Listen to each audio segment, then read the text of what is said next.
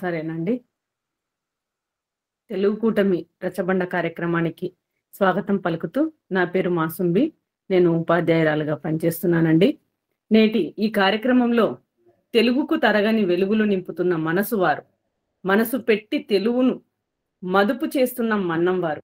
దాదాపు 20 మంది ఇంటర్ వరకు చదువుకున్న గ్రామీణ యువతలకు కంప్యూటర్ వాడకము, స్కానింగ్లలో శిక్షణ ఇచ్చి వారి చేత తెలుగు పుస్తకాలను డిజిటలైజ్ చేయించి ముందు తరాల వారి కోసం పదిలం చేస్తున్న ప్రజాహిత కార్యం ఇది.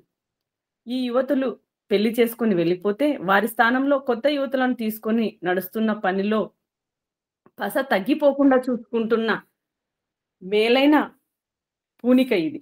2018లో సుప్రసిద్ధ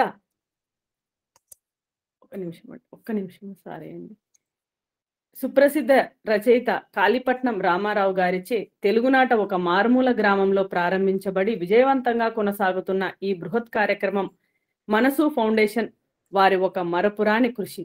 నవంబర్ 2025 నాటికి 3 కోట్ల పుటల డిజిటలీకరణ పూర్తవబోతున్నది. ఫోటోలు, నెగిటివ్లు, ఆడియోలు సైతం ఈ డిజిటలీకరణలో ఉన్నాయి. జాతి చరిత్రను ప్రతిబింబించే శాసనాలను సైతం తామే రూపొందించిన ఒక ప్రత్యేక యంత్రం ద్వారా డిజిటలీకరణ చేసి పదిలపరచడం వీరు చేస్తున్న వెలలేని కొనియాడదగిన సేవ. వీరు 2011లో ప్రారంభించిన కథా నిలయం వెబ్సైట్ జాలవేది పుణ్యమాని 1,45,000 తెలుగు కథల వివరాలు, 75,000 తెలుగు కథలు PDFలు పదిలంగా ఉన్నాయి. మనసు ఫౌండేషన్ స్థాపక నిర్వాహక బృందంలో పెద్దలు మనసు రాయుడు అని పేరుబడిన మన్నం వెంకటరాయుడు గారు ఈరోజు మన తెలుగు కూటమి వేదికపై డిజిటలీకరణ, మనసు ఫౌండేషన్ అనుభవాలు అన్న ఊసును మనతో పంచుకుంటారు.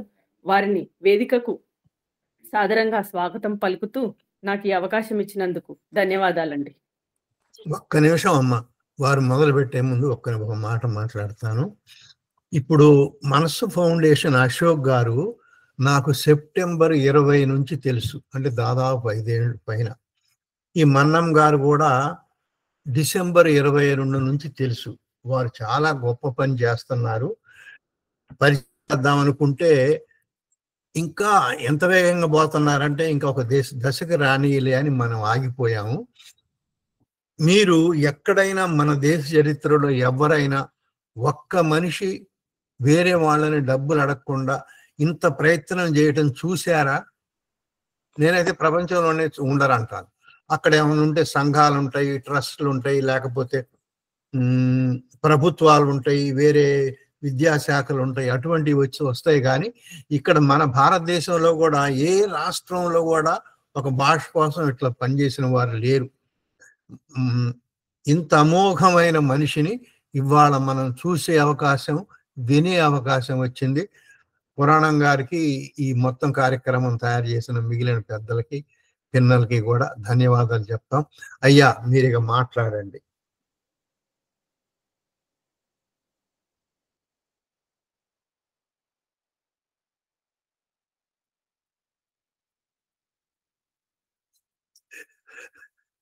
వారికి మనం ఇట్లా చేస్తున్నారని చెప్పటం కూడా ఇష్టం ఉండదు, మామూలుగా ఉండటం అలవాటు.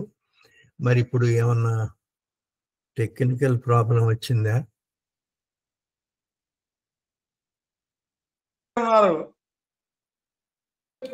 హలో, ఇప్పుడు వినపడుతుందండి. సరే, ఇందాక మ్యూట్ లో పెట్టాను, అన్మ్యూట్ చేయలేదు, సారీ. సరేనండి. అందరికీ నమస్కారం. నమస్కారం. చాలా గొప్పవాళ్ళు, నిష్ణాతులు ఉన్నటువంటి చిన్న కూటమిలో నన్ను మాట్లాడమని కోదండరామయ్య గారు అడిగారు. అలాగే రాంప్రసాద్ గారు ఫోన్ చేసి కొద్దిగా వివరాలు అవి తీసుకున్నారు. నేను ఇదివరకే చెప్పినట్టుగా ఒక వ్యక్తి ఈ రకమైనటువంటి కార్యక్రమాలు చేయటం అనేటటువంటి జరగదు. జరిగేది ఏంటంటే ప్రతిసారి కూడాను చాలామంది పక్కన నిలబడి సహకారం, మనకంటే ఎక్కువ పనిచేసినటువంటి వాళ్ళు, వీళ్ళందరూ ఉన్నందువల్లనే ఇవాళ మనం ఏదో రకంగా ఈ కార్యక్రమాన్ని ముందుకు తీసుకెళ్ళగలుగుతున్నాం. వీటిలో ముఖ్యంగా టెక్నికల్ సపోర్ట్ వచ్చి ఆంధ్రభారతి అనేటటువంటి వెబ్సైట్ నిర్వహిస్తున్నటువంటి సాయి గారు, అలాగే పారా అశోక్ కుమార్, ఇందాక కోదండరామయ్య గారు చెప్పినట్టుగా పుస్తకాల కలెక్షన్ దగ్గర నుంచి చాలా రకాల యాక్టివిటీస్లో గట్టిగా పనిచేసేటటువంటి ఆయన. తర్వాత శ్యామ్ నారాయణ గారు, ఆయన ఈ డేటాకి సంబంధించినటువంటి అన్ని చోట్ల విడగొట్టేసి ఏదేది ఎక్కడెక్కడ ఏది కావాలన్నా కూడాను సులభంగా బయటికి తీయడానికి వీలుగా మొత్తాన్ని డేటా బేస్ని మెయింటైన్ చేసేటటువంటి శ్యామ్ నారాయణ గారు కాక ఇంకా ఎంతో మంది మిత్రులు, స్నేహితులు, శ్రేయభిలాషులు దీని వెనక నిలబడ్డారు కాబట్టే ఈ కార్యక్రమం ఈ రకంగా జరగగలుగుతుంది. ఇది కాకుండా స్వచ్ఛందంగా చాలామంది వచ్చి పుస్తకాలు మనకి ఇచ్చి స్కానింగ్కి చేయటం, అలాగే ఫలానా తోట పుస్తకాలు ఉన్నాయి మీరు వెళ్ళి మాట్లాడచ్చు అని చెప్పినటువంటి వాళ్ళు, ఇలాంటి వాళ్ళందరికీ కూడాను నా ధన్యవాదాలు. ఇంకా ఇవాళ నేను మాట్లాడదలుచుకున్నటువంటి టాపిక్ ఏంటంటే ఈ డిజిటైజేషన్ కార్యక్రమంలో మా అనుభవాలు, అందులో ఎంతవరకు మనం ఉంచుకోగలం అనేది కన్వీనియన్స్ని బట్టి, మీ దాన్ని బట్టి. నేను ఇది ఒక రకమైన ఉపన్యాసం కింద చేయదలుచుకోలేదు, ఒక రకంగా ఇంటరాక్టివ్ సెషన్ అంటాం, ప్రశ్నోత్తరాలుగా జరుగుతుంది. దీనిలో మొదలు పెట్టేది నేను దేనితో మొదలు పెడతానంటే, ఎవరైనా కానీ మొదలు ఎక్కడ జరిగింది, అసలు ఈ డిజిటీకరణ కార్యక్రమం అనేటటువంటిది మేము ఎందుకు మొదలు పెట్టాం, ఎప్పుడు మొదలు పెట్టాం. ఇది మొట్టమొదటిసారిగా ఒక ఉద్యమ రూపంలో మొదలుపెట్టింది కథల్ని డిజిటైజ్ చేయటానికి కథానిలయం అనేది కాళీపట్నం రామారావు గారు శ్రీకాకుళంలో ప్రారంభించారు. అది ఆయన 1996లో మొదలు పెడితే మేము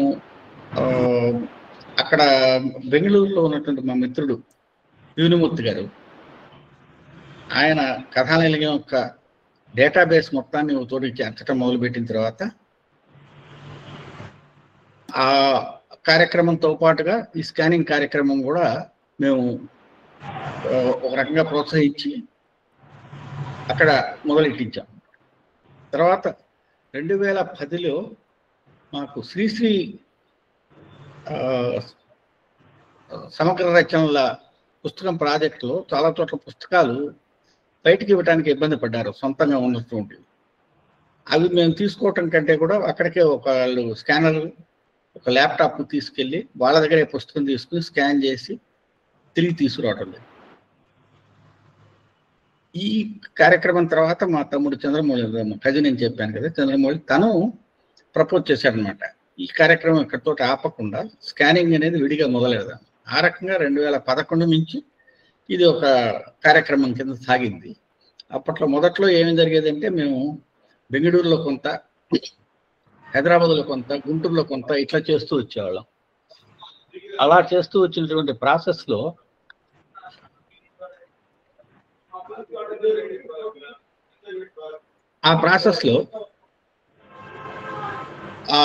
మాకు అర్థమైంది ఏంటంటే, క్వాలిటీ స్టాండర్డ్స్ యూనిఫామ్గా లేకుండా, అలాగే చేసేటటువంటి వాళ్ళకి తెలుగుకు సంబంధించినటువంటి అవగాహన లేకుండా చేస్తూ ఉన్నట్లయితే ఇబ్బందులు ఎక్కువ వస్తున్నాయని చెప్పి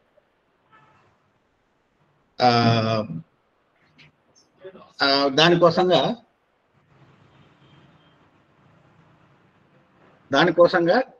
ఈ standardization and quality process establish చేస్తుంది. కానీ అందులో వేగం దొరకలా మాకు. ఆ వేగం దొరకపోయినందువల్ల ఏం జరిగిందంటే, మాకు సంవత్సరానికి ఒక 5 లక్షలు 10 లక్షల పేజీలు చేయగలిగేవారు. సో అప్పుడు మా తల్లిదండ్రుల విగ్రహాలు ఇందాక చూపించారు. ఇవి అప్పటికి మా తల్లి ఇంకా బతికే ఉన్నారు. వరికంటపాడు అనేటటువంటి ఊళ్ళో ఒక చిన్న డార్మెటరీ ఒకటి కట్టి, తర్వాత ఈయన మా నాన్నగారి విగ్రహం ఒకటి పెట్టుకుని ప్రతి సంవత్సరం కలుస్తూ ఉంటాం. సో అక్కడ స్కానింగ్ సెంటర్ పెడితే బాగుంటుందని అనుకుని 2018 మార్చ్ 18న అక్కడ కాళీపట్నం రామారావు గారి చేతి మీదుగా స్కానింగ్ సెంటర్ మొదలెట్టాం. అప్పుడు ఐడియా ఏంటంటే కొద్దిమందిని తీసుకుని అక్కడ నేర్పించి వాళ్ళకి కావాల్సిన శిక్షణ ఇచ్చి ఉక్త స్కానింగ్ మటుకుగా జరిగితే మిగతా అన్ని కూడాను మేము గుంటూరులో కానీ బెంగళూరులో కానీ చేద్దాం అనేటటువంటి నిర్ణయం తీసుకున్నాం. ఆ తర్వాత చిన్నగా క్వాలిటీ పెరిగి చేసేటటువంటి సంఖ్య పెరిగి ఇవన్నీ జరిగిన తర్వాత మేము చిన్నగా మొదట్లో 7-8 మంది ఉండేవాళ్ళు అంతే. తర్వాత 18-20కి వెళ్ళారు. ఇవాళ యాక్చువల్గా 40 మంది ఉన్నారు స్కానింగ్ సెంటర్లో పనిచేసేవాళ్ళు. ఇప్పుడు మొదటి నుంచి చివరి దాకా వాళ్ళకి పుస్తకం వచ్చిన దగ్గర నుంచి పుస్తకం బయటకు వెళ్ళిన దాకా, ఇంక్లూడింగ్ పీడిఎఫ్లు, జేపీఎగ్లు, వాటన్నిటిని దాచిపెట్టిన దాకా అక్కడ ఉన్నటువంటి పిల్లలే చేస్తారు. ఈ ప్రాసెస్ మొత్తం ఎస్టాబ్లిష్ చేయడానికి రకరకాల ఇబ్బందులు ఇవి వచ్చాయి. అవన్నీ కూడాను మా పద్ధతుల ద్వారా పిల్లలకు నేర్పించడం ద్వారా ఆ క్వాలిటీ పెంచుకోవడం జరిగింది. ఇది స్టేజ్ 1 అనుకుంటే, దీనికి సంబంధించి ఎవరికన్నా కనుక ఏమైనా అనుమానాలు కానీ ప్రశ్నలు కానీ ఉంటే ఇప్పుడు అడగచ్చు.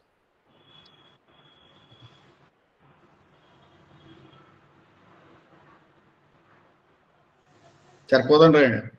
ఈ దాచిన వాటిని అన్నిటినీ ఒక చోట దాస్తే అది ఏమన్నా ఇబ్బందికో ప్రమాదానికో మరిచిపోవడానికో గురి అయితే ఇంతమంది ఇన్ని రోజులు పనిచేసిన విషయం అంతా దండగైపోతుందండి. అందుకని మీరు 2-3 చోట్ల విడివిడిగా అసలు దాచారా? తప్పకుండానండి. ఇప్పుడు మేము యాక్చువల్గా 4 స్టేజెస్ అండి. ఒకటి వచ్చి ఇంపార్టెంట్ పీడిఎఫ్లు అన్నీ కూడాను నెట్లోనే ఉంటాయండి, క్లౌడ్ స్టోరేజ్. అవి కూడాను 2 ఇండిపెండెంట్ క్లౌడ్ స్టోరేజెస్. తర్వాత ఒక్కొక్కటి 3 డిఫరెంట్ హార్డ్ డిస్క్లో కాపీ చేస్తాము. 3 దగ్గర ఉంటాయి విడివిడిగా. అందువల్ల ఏ ఒకటి పోయినా కూడాను వెంటనే దాన్ని మళ్ళాను జరిగినాయి కూడా ఇదివరకు 2-3 హార్డ్ డిస్క్లు చెడిపోవడం జరిగింది. కాకపోతే ఆ డేటా ఏమి మిస్ కాలేదు. తిరిగి మళ్ళీ 3వ కాపీ తయారు చేసుకోగలిగాం. సంతోషం అండి. అయ్యా, ఇదే విషయంలో చిన్న ఒక మనవి. చెప్పండి. ఈ ఫార్మాస్యూటికల్ పరిశ్రమల్లో డాక్యుమెంటేషన్, ఈ దస్తాలు అన్ని కూడా చాలా ముఖ్యం అన్నమాట. వాటి మీదే వ్యాపారం చాలా ఆధారపడి ఉంటుంది. కాబట్టి ఇప్పుడు ప్రస్తుతం మీరు అన్నట్టుగా మీరు వాళ్ళకన్నా కూడా చాలా ముందే ఉన్నారు. డిజిటలైజేషన్ వాళ్ళు కూడా చేసుకుంటున్నారు. ఇప్పుడు చేసుకున్న దాన్ని ఒక డిజిటల్ ఫోర్ట్రెస్ అంటే ఒక కోటలాగా వేరే చోటకు తరలిస్తారు. ఒక చోట ఏదన్నా పెద్ద అగ్ని ప్రమాదం కానీ మరొక విపత్తు కానీ వచ్చి అక్కడ ఉండే వనరులన్నీ పోయిన పక్షంలో మనం నిల్వ చేసినవన్నీ పోతాయి. అలా పోకుండా ఉండడానికి మరొక చోట మొత్తంగా కూడా భద్రపరుస్తారు. మీరు చేస్తున్న ఈ బృహత్ కార్యక్రమం అటువంటిది కూడా ఒకటి తోడ్పాటు ఉంటే బాగుంటుందని నేను అనుకుంటున్నానండి. సంతోషం సార్. అంటే అందుకనే ఇందాక మీరు చెప్పినట్టుగా 3 కాపీలు ఉన్నటువంటి హార్డ్ డిస్క్లు 3 చోట్ల ఉంటాయి, ఒక చోటే ఉండవు. అందువల్ల ఏమిటైతుందంటే సార్, ఇప్పుడు డేటా ఫోర్ట్రెస్లు ఇవన్నీ కూడాను ఎక్కడ పెట్టినా కూడాను మేము చెప్పేది ఏంటంటే theory of reliability and theory of probability, ఈ రెంటికైనా తీసుకుంటే single point failure at a given point అంటామండి మేము. ఆ single point failure is very high probability. కానీ ఒకేసారి 2 చోట్ల పెట్టినటువంటి డేటా ఒకేసారి పోవటం అనేటటువంటి జరిగే అవకాశం చాలా తక్కువ. 2 పాయింట్ ఫెయిలియర్ ఆ ప్రాబబిలిటీని మనం కనుక తీసుకుంటే 99.39+ ఉంటుంది. అక్కడ దాకానే మనం హ్యాండిల్ చేయగలం. అది దాటి కనుక 2 పాయింట్ రిడెండెన్సీని మనం మెయింటైన్ చేయాలనుకోండి, అది కొంత ఒకటేమో కాస్ట్, రెండోదేమో నిజంగా అది అవసరమా అనేటటువంటిది కూడా ఇబ్బందితో కూడుకున్న వ్యవహారం. అందువల్ల ప్రస్తుతానికి మేము చేస్తున్నటువంటి యాక్టివిటీకి ఇది సరిపోయినటువంటి రిడెండెన్సీ అని నమ్ముతున్నాను. అఫ్కోర్స్ అంటే మీకున్నటువంటి మీరు ఇందాక ఇచ్చినటువంటి ఎగ్జాంపుల్స్ కొద్దిగా ఎక్స్ట్రీమ్ ఎగ్జాంపుల్స్ అనమాట. ఏంటంటే ఫార్మా ఇండస్ట్రీలో ఏంటంటే వీళ్ళు ఈ బ్యాట్స్కి సంబంధించినటువంటి డీటెయిల్స్, వాటి ప్రాసెస్ డీటెయిల్స్, అది రేపు ఏదైనా కనుక సంవత్సరం తర్వాత ఎవరైనా కంప్లైంట్ చేశారనుకోండి, వెనక్కి వెళ్ళి లాస్ట్ పాయింట్ దాకా వాళ్ళు ట్రేస్ చేయాల్సినటువంటి అవసరం ఉంటుంది. మనకేంటంటే డేటా ఉంటే చాలు, ప్రాసెస్ ని మనం ప్రిజర్వ్ చేయక్కర్లేదు. సరేనండి, అర్థమైంది. సంతోషం. నమస్కారం సార్. ఈ డిజిటైజ్ చేసిన పుస్తకాలని అందుబాటులో ఇంటర్నెట్ లో అందరికి అందుబాటులో ఉంచుతున్నారా అని ఒకటి అడగాలి. అందరికి కాపీ రైట్ లేనివి మాత్రం, కాపీ రైట్ ఇబ్బంది ఉన్నాయి కనుక అయితే మటుకు మేము వెబ్సైట్ లో పెట్టలేమండి. మంచిదండి. ఇంకొకటి, ఈ పుస్తకాలు డిజైన్ చేసే ముందు కొన్ని ప్రముఖుల పుస్తకాలు వేరే వేరే రచయితలు రాస్తుంటారు కదా, అందులో శైలి కానీ ఏదో దృష్టిలో పెట్టుకొని రకరకాల కోణాలు ఆలోచించి ఉత్తమమైనవని అట్లాంటివి చేస్తున్నారా, అందిన ప్రతిదీ చేస్తున్నారా? ఎందుకంటే ఇప్పుడు లార్జ్ మోడల్స్ అని ఆర్టిఫిషియల్ ఇంటెలిజెన్స్లో అలాగా ఎక్కువ ఇంటర్నెట్లో ఉన్న సమాచారం ఎక్కువ పదజాలం ఏది దొరికితే దాన్నే సర్వజనీనంగా తీసుకుంటుందని వింటున్నాం కదా, అట్లా అనిపించింది, అందుకే అడుగుతున్నాను. అన్ని పుస్తకాలు చేస్తున్నారా? అండ్ పాత తరానివైనా ఇప్పుడు సమకాలీనంలో ఇప్పటివన్నీ కూడా అన్ని చేస్తున్నారా? మా మొదటి పాలసీ మొదటి రోజు నుంచి ఇవాళ కూడా ఏంటంటే, తెలుగులో రాసి ఉన్న కానీ ముద్రించినటువంటిది కానీ లేకపోతే ఏదైనా ఒక బొమ్మ కానీ తెలుగుకు సంబంధించినటువంటిది ఒక పదం కానీ ఏది వచ్చినా కూడా మేము స్కాన్ చేస్తామండి. అంటే ఫోటోలు, నెగటివ్లు, ఆడియో వీటిని కూడా చేస్తాం. తర్వాత ఫలానాది మంచిది ఫలానాది చెడ్డదని చెప్పేటటువంటి అధికారం మాకు లేదు. ఎవరికి ఏది మంచి ఏది కాదు అనేటటువంటిది దేశకాల పరిస్థితుల మీద ఆధారపడి ఉంటుంది. ఇప్పుడు వేమన యోగి ఇదివరకు ఎందువల్ల పబ్లిక్ లోకి రాలేదని మనకు తెలియదు, కానీ అది మళ్ళీ బ్రౌన్ వచ్చి బయటికి తీసుకొచ్చిన దాకా చాలా మందికి తెలియదు, మన తెలుగు వాళ్ళలో కూడా. ఇలా చాలా చోట్ల అది మంచి చెడు గొప్ప అనేటటువంటి నిర్ణయించడం వేరే వాళ్ళు ఉంటారు. మన బాధ్యత ఏంటంటేనండి, ఏది ఉన్నా కానీ దాన్ని పరిరక్షించడం, ముందు తరాలకు అందజేయటం, అంతవరకే మా దృక్పథం అండి. రెండోది, ఇప్పుడు మీరు ఏఐ కానీ ఇంకోటి కానీ తర్వాత అంతర్జాలంలో దొరికేటటువంటి రకరకాల జ్ఞానాలు కానీ దాని మీద మాకేం వ్యతిరేకత లేదు, దాని మీద ప్రేమ లేదు. ఇది స్కానింగ్ యాక్టివిటీకి సంబంధించినంత వరకు. మంచిదండి. ఇంకేమన్నా ప్రశ్నలు ఉన్నాయి?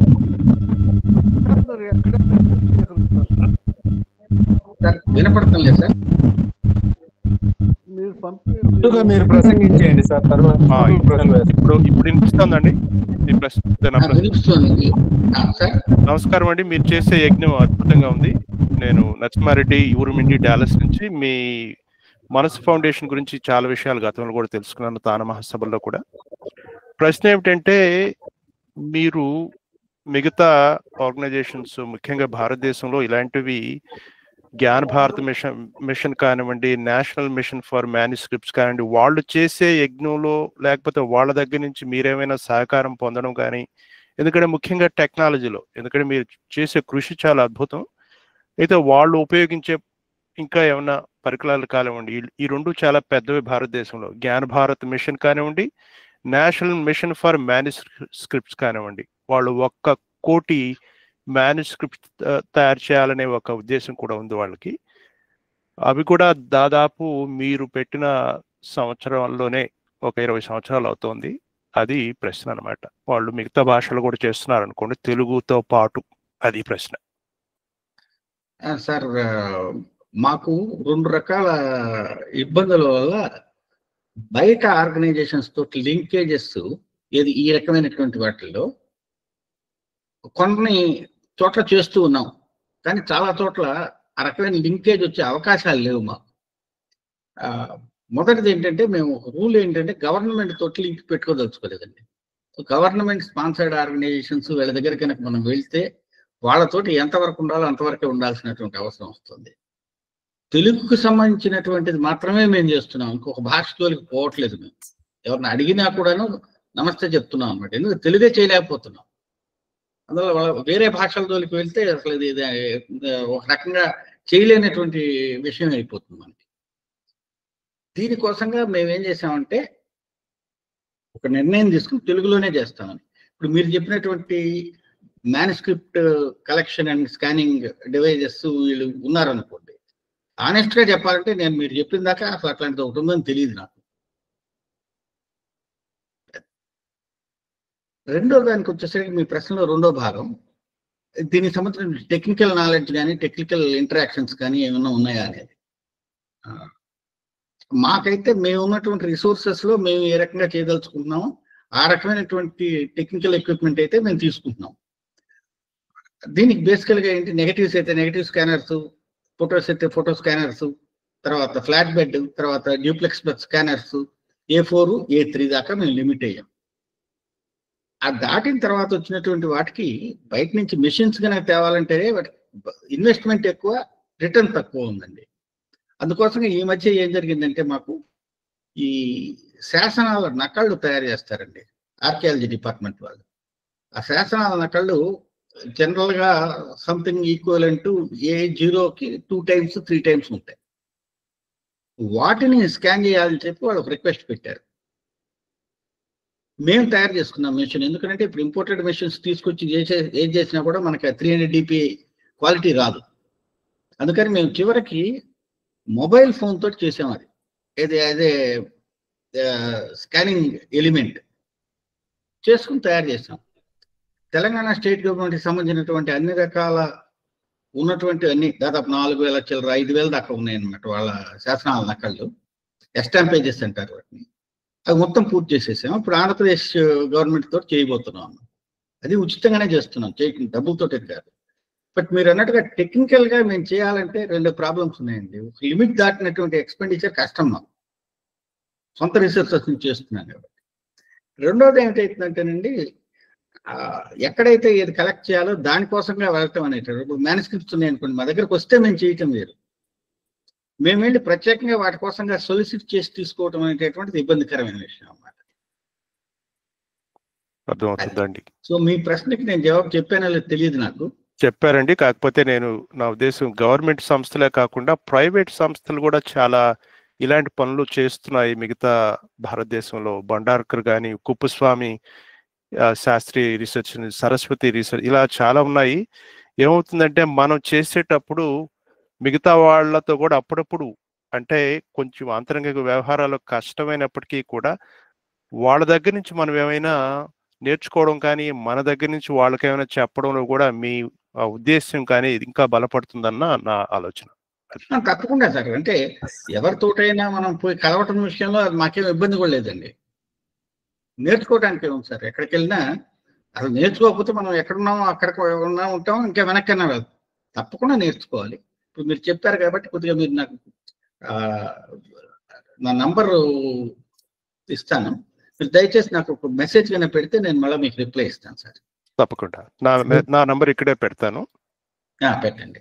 రెడ్డి గారు ఉరిమిండు, ఆయన ఫోన్ సంఖ్యను పెడితే మీతో మాట్లాడండి. నేరుగా మీ ఇద్దరు కూడా విడిగా మాట్లాడితే బాగుంటుంది అనిపిస్తున్నది.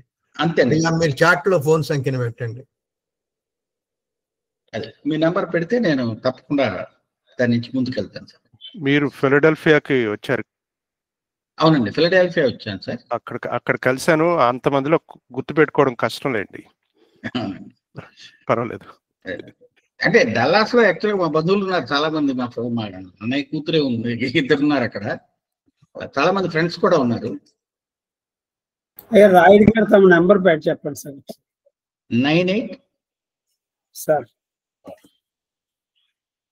455 సార్ 75 సార్ 455 455 98 455 75 455. అంతే సార్. ధన్యవాదాలు సార్. Thank you.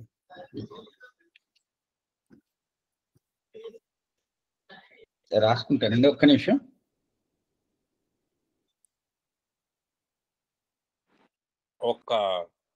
నేను ఒక విషయంలో కొంత తెలుసుకోవడానికి అడుగుతున్నాను. ఇప్పుడు మీరు అనేక పుస్తకాలు డిజిటలైజేషన్ చేశారు. అవునండి. ఎవరన్నా పుస్తకాలు ఇస్తే వాటిని కూడా చూసి చేస్తా అన్నారు. ఇప్పుడు నా దగ్గర కొన్ని వందల పుస్తకాలు ఉన్నాయి. వాటిని మీకు ఇద్దామంటే మీరు అందుట్లో చాలా మటుకు చేసే ఉంటారు. అది ఎట్లా తెలిసేది సార్? ఇప్పుడు ఊరికే ఒక ఎగ్జాంపుల్, అంటే తెలిసిన ఎగ్జాంపుల్ అనండి, ఇంకో ఎగ్జాంపుల్ అనండి.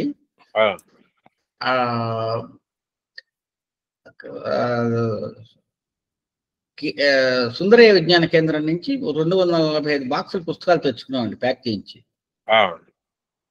ఇప్పుడు అందులో ఆల్రెడీ 114 బాక్సులు తీసాము. తీయగానే ఫస్ట్ మేము స్కాన్ చేసామో లేదో చెక్ చేసుకుంటాం.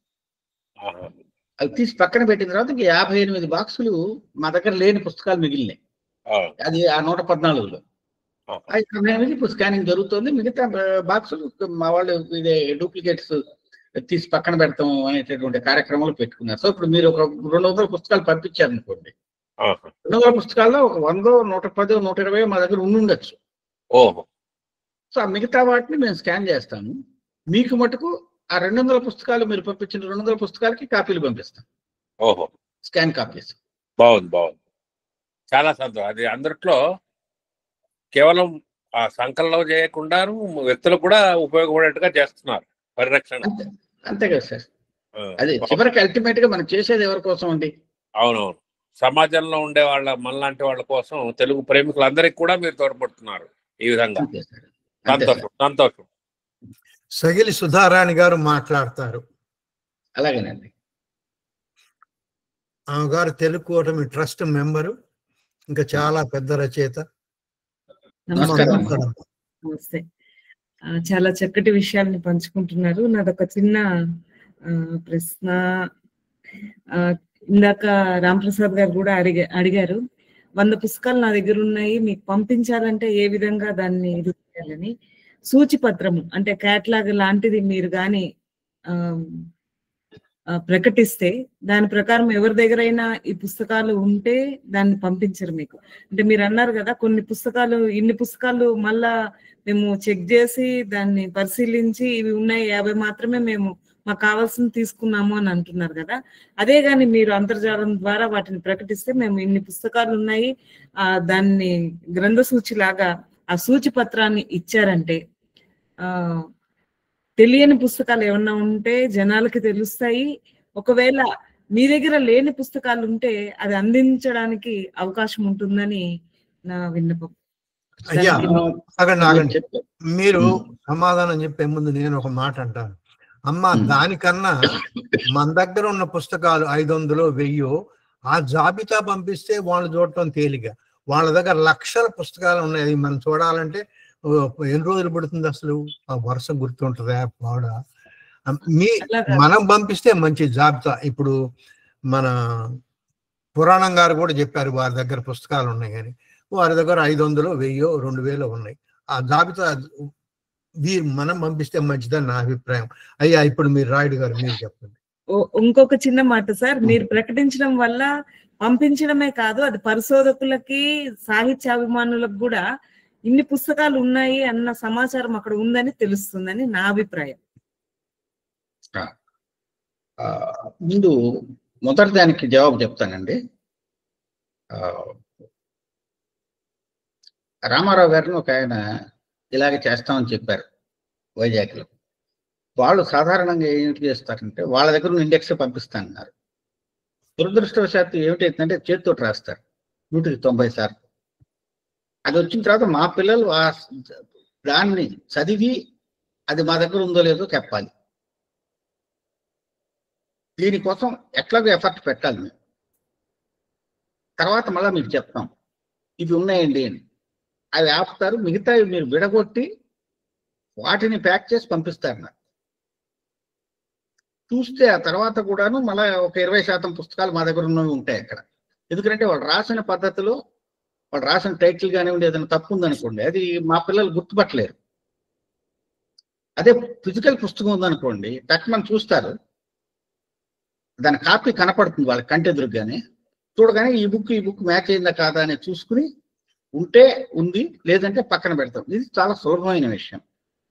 ఇంకొకటి ఏంటంటే ఎవరి దగ్గర కూడాను అంత ఆ సమయం కానీ శక్తి సామర్థ్యాలు కానీ వ్యక్తులకు ఉండవండి.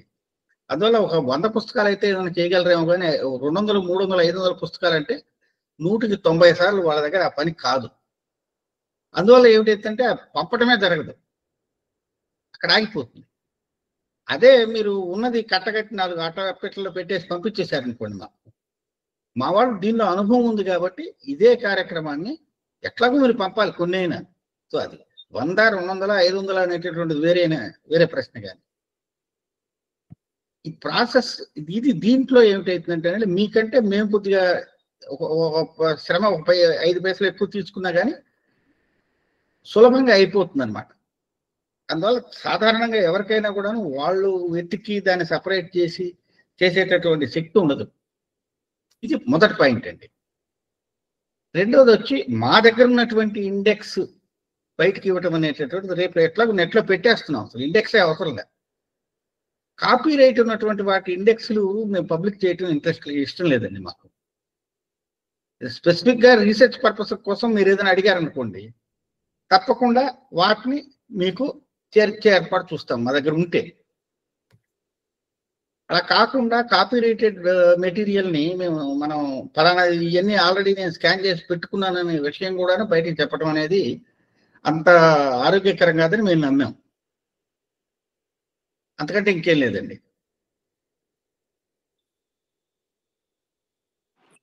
ఇంకోటి మంచి విషయం ఏం చెప్పారంటే, మనం ఒక 200 పుస్తకాలు వారికి పంపిస్తే అందుట్లో 100 ముందే వాళ్ళు చేసి ఉంటే కనుక ఈ మిగతా 100ని చేస్తారు.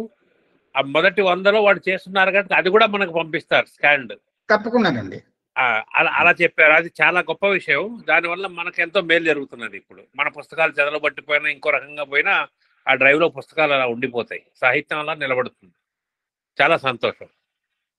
లార్జ్ లాంగ్వేజ్ మోడల్ నాయకురాలు ఒక ఆమె ఉందండి, ఆమె గారు మాట్లాడతారు. అమ్మా మాట్లాడమ్మా.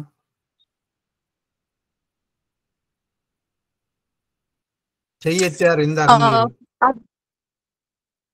నేను ఇంతకు ముందు ఝాన్సీ గారు అడిగిన ప్రశ్నకి నేను కూడా అడగబోయానండి, దానికి సమాధానం వచ్చేసింది, అందుకని మళ్ళీ అడిగేదేం లేదు. సరే సరే, అట్లయితే మీరేమన్నా మీరు ఉపన్యాసం కొనసాగిస్తారా, ప్రశ్నలు మాత్రమే కొనసాగిస్తారా?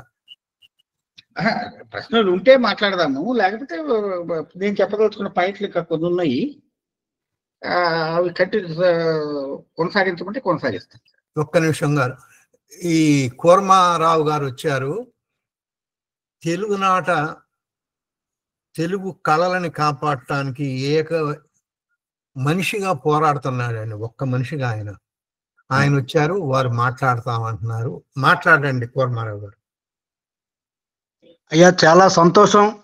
ఎప్పటి నుండే వినడమే తప్పించి మిమ్మల్ని చూడలేదు. కోదండరామయ్య గారు ఈ విధంగా ఒక గొప్ప భాషాభిమాన్ని, భాషా వ్యాప్తికి కృషి చేస్తున్నటువంటి వ్యక్తిని పరిచయం చేసినందుకు ధన్యవాదాలు. అయితే మేము కూడా జానపదం మీద అంత చేయడం లేదు కానీ మాకు ఆదర్శంగా మీరు నిలుస్తారు. అయితే నాకు చిన్న ఒక్క విషయం, ఇంత చాలా కృషి చేస్తున్నారు, నేను మా స్నేహితుల ద్వారా విన్నాను మనసు ఫౌండేషన్ గురించి, ఇవాళ పూర్తిగా తెలుసుకున్నాను. అయితే మీరు దీనికి నిధులను ఎలా సేకరిస్తారు? ఇంత పెద్ద బృహత్తరమైనటువంటి కార్యక్రమానికి నిధులను ఏ విధంగా సేకరిస్తారు? మీరు చెప్పారు చాలా మంది స్వచ్ఛందంగా వస్తున్నారు, ఇట్లా చాలా సంతోషం. అయినా కొంత ఖర్చులు ఉంటాయి కదా, దానికి నిధులు ఎక్కడి నుండి సేకరిస్తున్నారు అనేటువంటిది తెలుసుకోవాలని కుతూహలం అంతే. సార్ ఇందాక వీడియోలో చెప్పారు, మీరు ఇప్పుడు చూసి ఉండకపోవచ్చు, మేము ఎవరి దగ్గర నుంచి నిధులు తీసుకోండి. ఇన్ఫాక్ట్ మనసు ఫౌండేషన్ పెట్టినప్పుడు బైలాస్లోనే రాసుకున్నాం, అది ఎవరి దగ్గర నుంచి కూడా మన పుస్తకాలు తప్ప ఏ రకమైన రిసోర్సెస్ తీసుకోము అని. అందువల్ల ఏది వచ్చినా కూడా ఇది మా కుటుంబ సభ్యులు సంపాదించినటువంటి డబ్బులే సార్. అందువల్ల ఏ రకమైనటువంటి నిధులు బయట నుంచి తీసుకోం సార్. చాలా సంతోషం గారు. అది ఇప్పుడు ఎవరన్నా కనుక మనకి ఈ అవార్డులకి వచ్చినప్పుడు కూడా కొంతమంది డబ్బులు ఇస్తారు సార్. ఆ డబ్బులు వీలైనంత వరకు ఆ సంస్థకే తిరిగి ఇస్తాము. కొంతమంది అది తీసుకోలేనటువంటి వాళ్ళు కనుక ఉంటే వేరే ఇంకో చోటుకి ఎక్కడికైనా ఇస్తాం. ఫర్ ఎగ్జాంపుల్ మొన్న ఈ తానా వాళ్ళు ఇచ్చినటువంటి అవార్డు డబ్బులు ఎంతవరకు వచ్చినాయి మొత్తం కూడాను గుంటూరు లంకా సూర్యనారాయణ గారు రన్ చేస్తున్నటువంటి అన్నమయ్య లైబ్రరీకి ఇచ్చేసాం. అట్లా సో బయట నుంచి మేము రిసోర్సెస్ అయితే తీసుకోండి, పుస్తకాలు తప్ప, పుస్తకాలు మ్యానుస్క్రిప్ట్స్ ఫోటోలు ఏమైనా కానీ మిగతా ఏవి ఇచ్చినా కూడా కళకత్తులు తీసుకుంటాం. అది తీసుకొని తిరిగిస్తారులేండి, ఉంచుకునేది అది ఉంచుకోం, అది సార్ అనేది. చాలా గొప్పదను సార్. మీకు తెలుగు కళామ తల్లి మీకు అప్పచెప్పినటువంటి పనిని మీరు నిర్ముఖంగా కొనసాగించాలని కోరుతున్నాం. సంతోషం సార్. ఇంతకు ముందు మీరు 2 చోట్ల దాస్తున్నామన్నారు, నేను అనేది 3 చోట్ల దాయాల్సిందేనండి. 3 చోట్లనే సార్ దాయటం. సంతోషం. 3 వేరే వేరే చోట్ల. సంతోషం అండి. మీరు మాట్లాడండి కొద్దిసేపు. సార్ ఇప్పుడు మేము ఇవాళ పడుతున్నటువంటి ఇబ్బందుల్లో ముఖ్యమైన ఇబ్బంది ఏంటంటే పుస్తకాల సప్లై కంటిన్యూ చేయగలగటం సార్. ఇప్పుడు మేము 1 కోటి పూర్తి చేయడానికి 2022 అక్టోబర్ దాకా పట్టిందండి. దాదాపు 3 కోట్లు ఈ నెలలో అయిపోతుందండి. అంటే దాదాపు 2 కోట్ల పేజీలు 2-3 సంవత్సరాల్లో పూర్తి చేయగలిగాం. వచ్చే సంవత్సరం నుంచి టార్గెట్ ఏంటంటే ప్రతి సంవత్సరం కూడా 1 కోటి పేజీలు చేద్దాం అనేది. ఈ పర్టికులర్ గమ్యాన్ని చేరాలంటే మాకు విపరీతమైనటువంటి ఇబ్బంది ఎక్కడ ఉందంటేనండి పుస్తకాల సప్లై అండి. ఇంకొకటి ఏమిటి జరుగుతుందంటే ఇప్పుడు మేము సగానికి సగం లెవెల్లో ఉన్నాం. పుస్తకాలు వచ్చినటువంటి పుస్తకాలు సగం పుస్తకాలు మా దగ్గర ఉన్నవి, సగం పుస్తకాలు లేనివి వస్తున్నాయి. మా అభిప్రాయం ఏంటంటే వచ్చే సంవత్సరం చివరకు, సంవత్సరం తర్వాతకో ఇది 30% పడిపోతుంది. అంటే 1000 పుస్తకాలు వస్తే 300 పుస్తకాలు మేము స్కాన్ చేయడానికి అవసరం ఉన్నవి, మిగతా 700 అవసరం లేనివి అవుతాయి. ఈ జరిగేటటువంటి కార్యక్రమంలో పుస్తకాలు ఎక్కడి నుంచి తీసుకురావాలి, ఎవరెవరిని అడిగితే ఎక్కడెక్కడ ఎన్ని దొరుకుతాయి అనేటటువంటి దాని విషయంలో చాలా మందికి మాకు ఇప్పుడు సహకారం కావాలి. ఇంకా మా దగ్గర వరుసలో ఒక 7-8 నెలలకి పుస్తకాలు ఉన్నాయి. ఆ తర్వాతకి పుస్తకాలు ఎక్కడి నుంచి మేము తెచ్చుకోవాలి అనే దాని విషయంలో చాలా మంది సహకారం అవసరం అవుతుంది. తెలిసిన వాళ్ళకి తెలిసిన వాళ్ళు, వాళ్ళకి తెలిసిన వాళ్ళకి చెప్పుకుంటూ పోతే కానీ మనకి దొరికే అవకాశాలు తగ్గుతాయని చెప్పి నమ్ముతున్నాం. అందువల్ల మా ఇమీడియట్ ఇవాళకి ఉన్నటువంటి ఇబ్బంది ఏంటంటే కొత్త పుస్తకాలు, అదే మా దగ్గర లేని పుస్తకాలను ఎక్కడి నుంచి తేవాలి, ఎవరు ఇస్తారు అనేదండి. ఈ ఇబ్బందికి చాలా మంది సహాయాలు అవసరమవుతాయి. మీ అందరికీ నేను చేసే విన్నపం ఏమంటే, మీకు తెలిసిన వాళ్ళు ఎవరి దగ్గరైనా, ఇందాక రామప్రసాద్ గారు అన్నారు కొన్ని 800 పుస్తకాలు ఉన్నాయని, ఇలా ఎవరి దగ్గర ఎన్ని ఉంటే 1 పుస్తకమైనా పర్వాలేదు పంపించగలిగితే మేము దాన్ని చేసి తిరిగిస్తాము. కానీ మా దగ్గర కూడా ఒక రకమైనటువంటి ప్రవాహం అంటూ ఉంటుంది, పుస్తకాల ప్రవాహం. అది జరిగేటటువంటిది ఒక రకమైన ఇబ్బంది ఇప్పుడు ఇంకా మేము ఫేస్ చేస్తామని అనుకుంటున్నాం అన్నమాట. అది జరగకుండా ముందే ఈ ఇబ్బంది ఉందని చెప్పుకుంటున్నాను.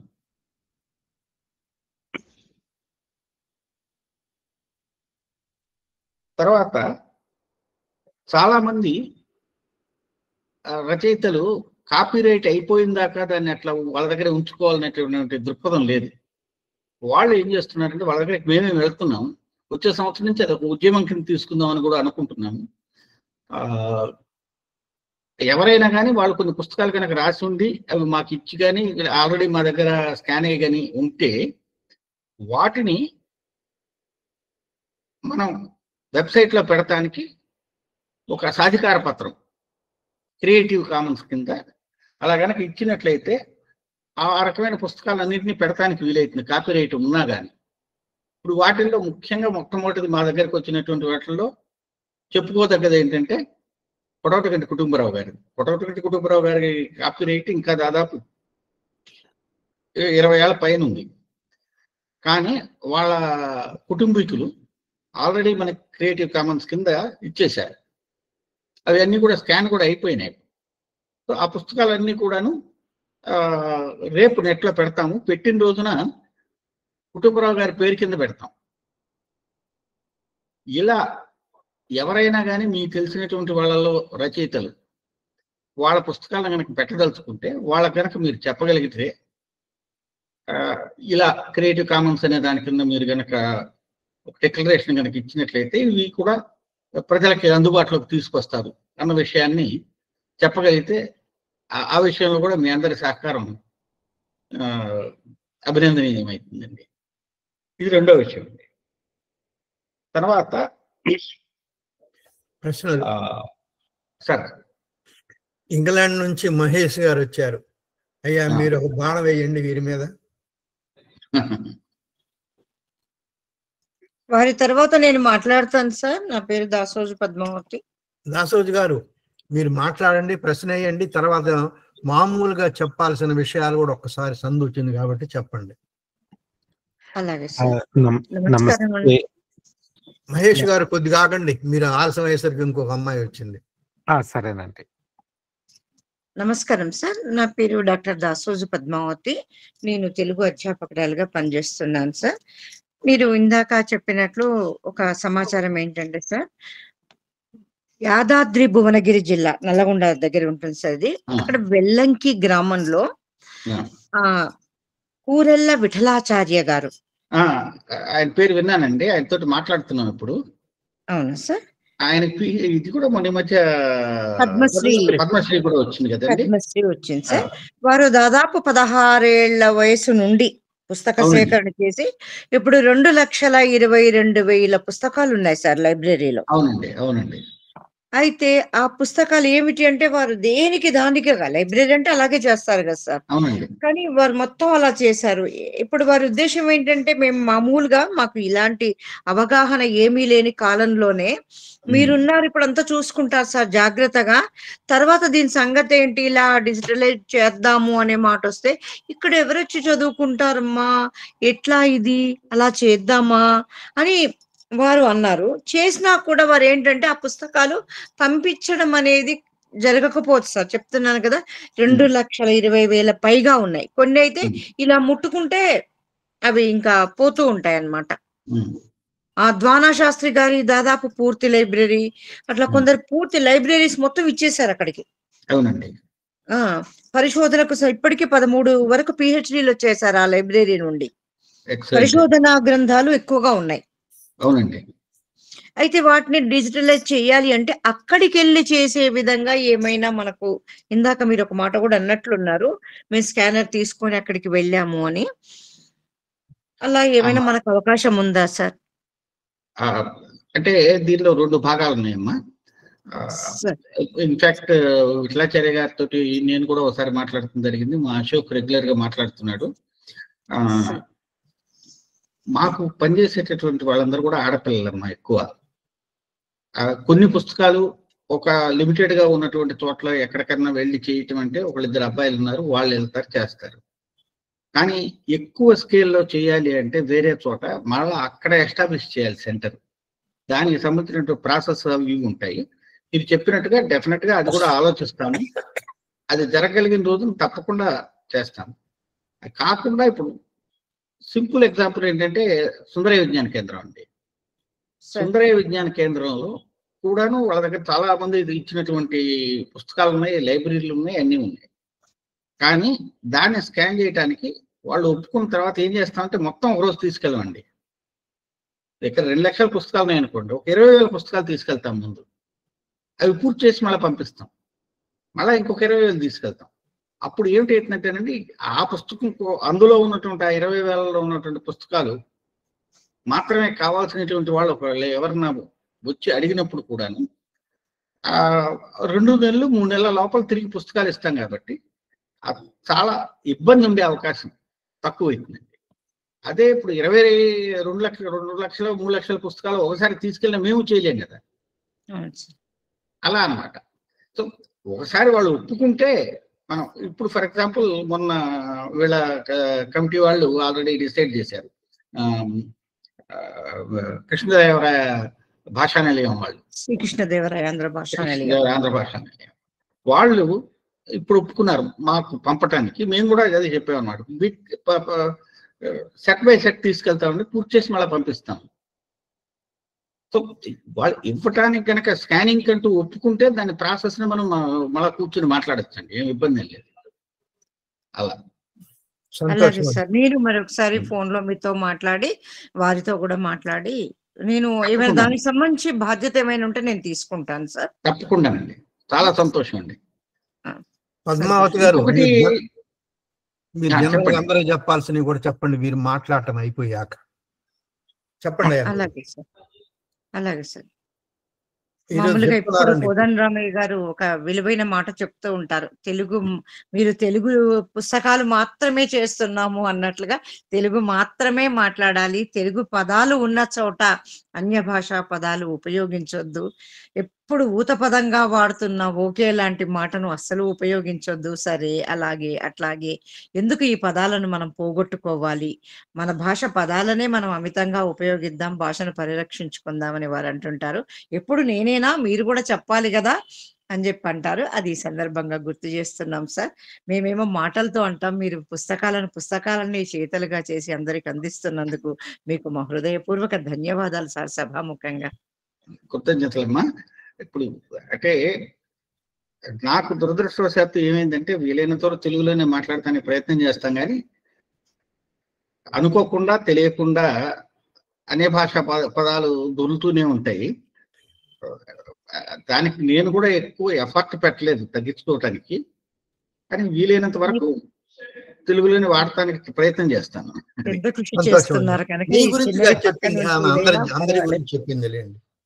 అదేనండి.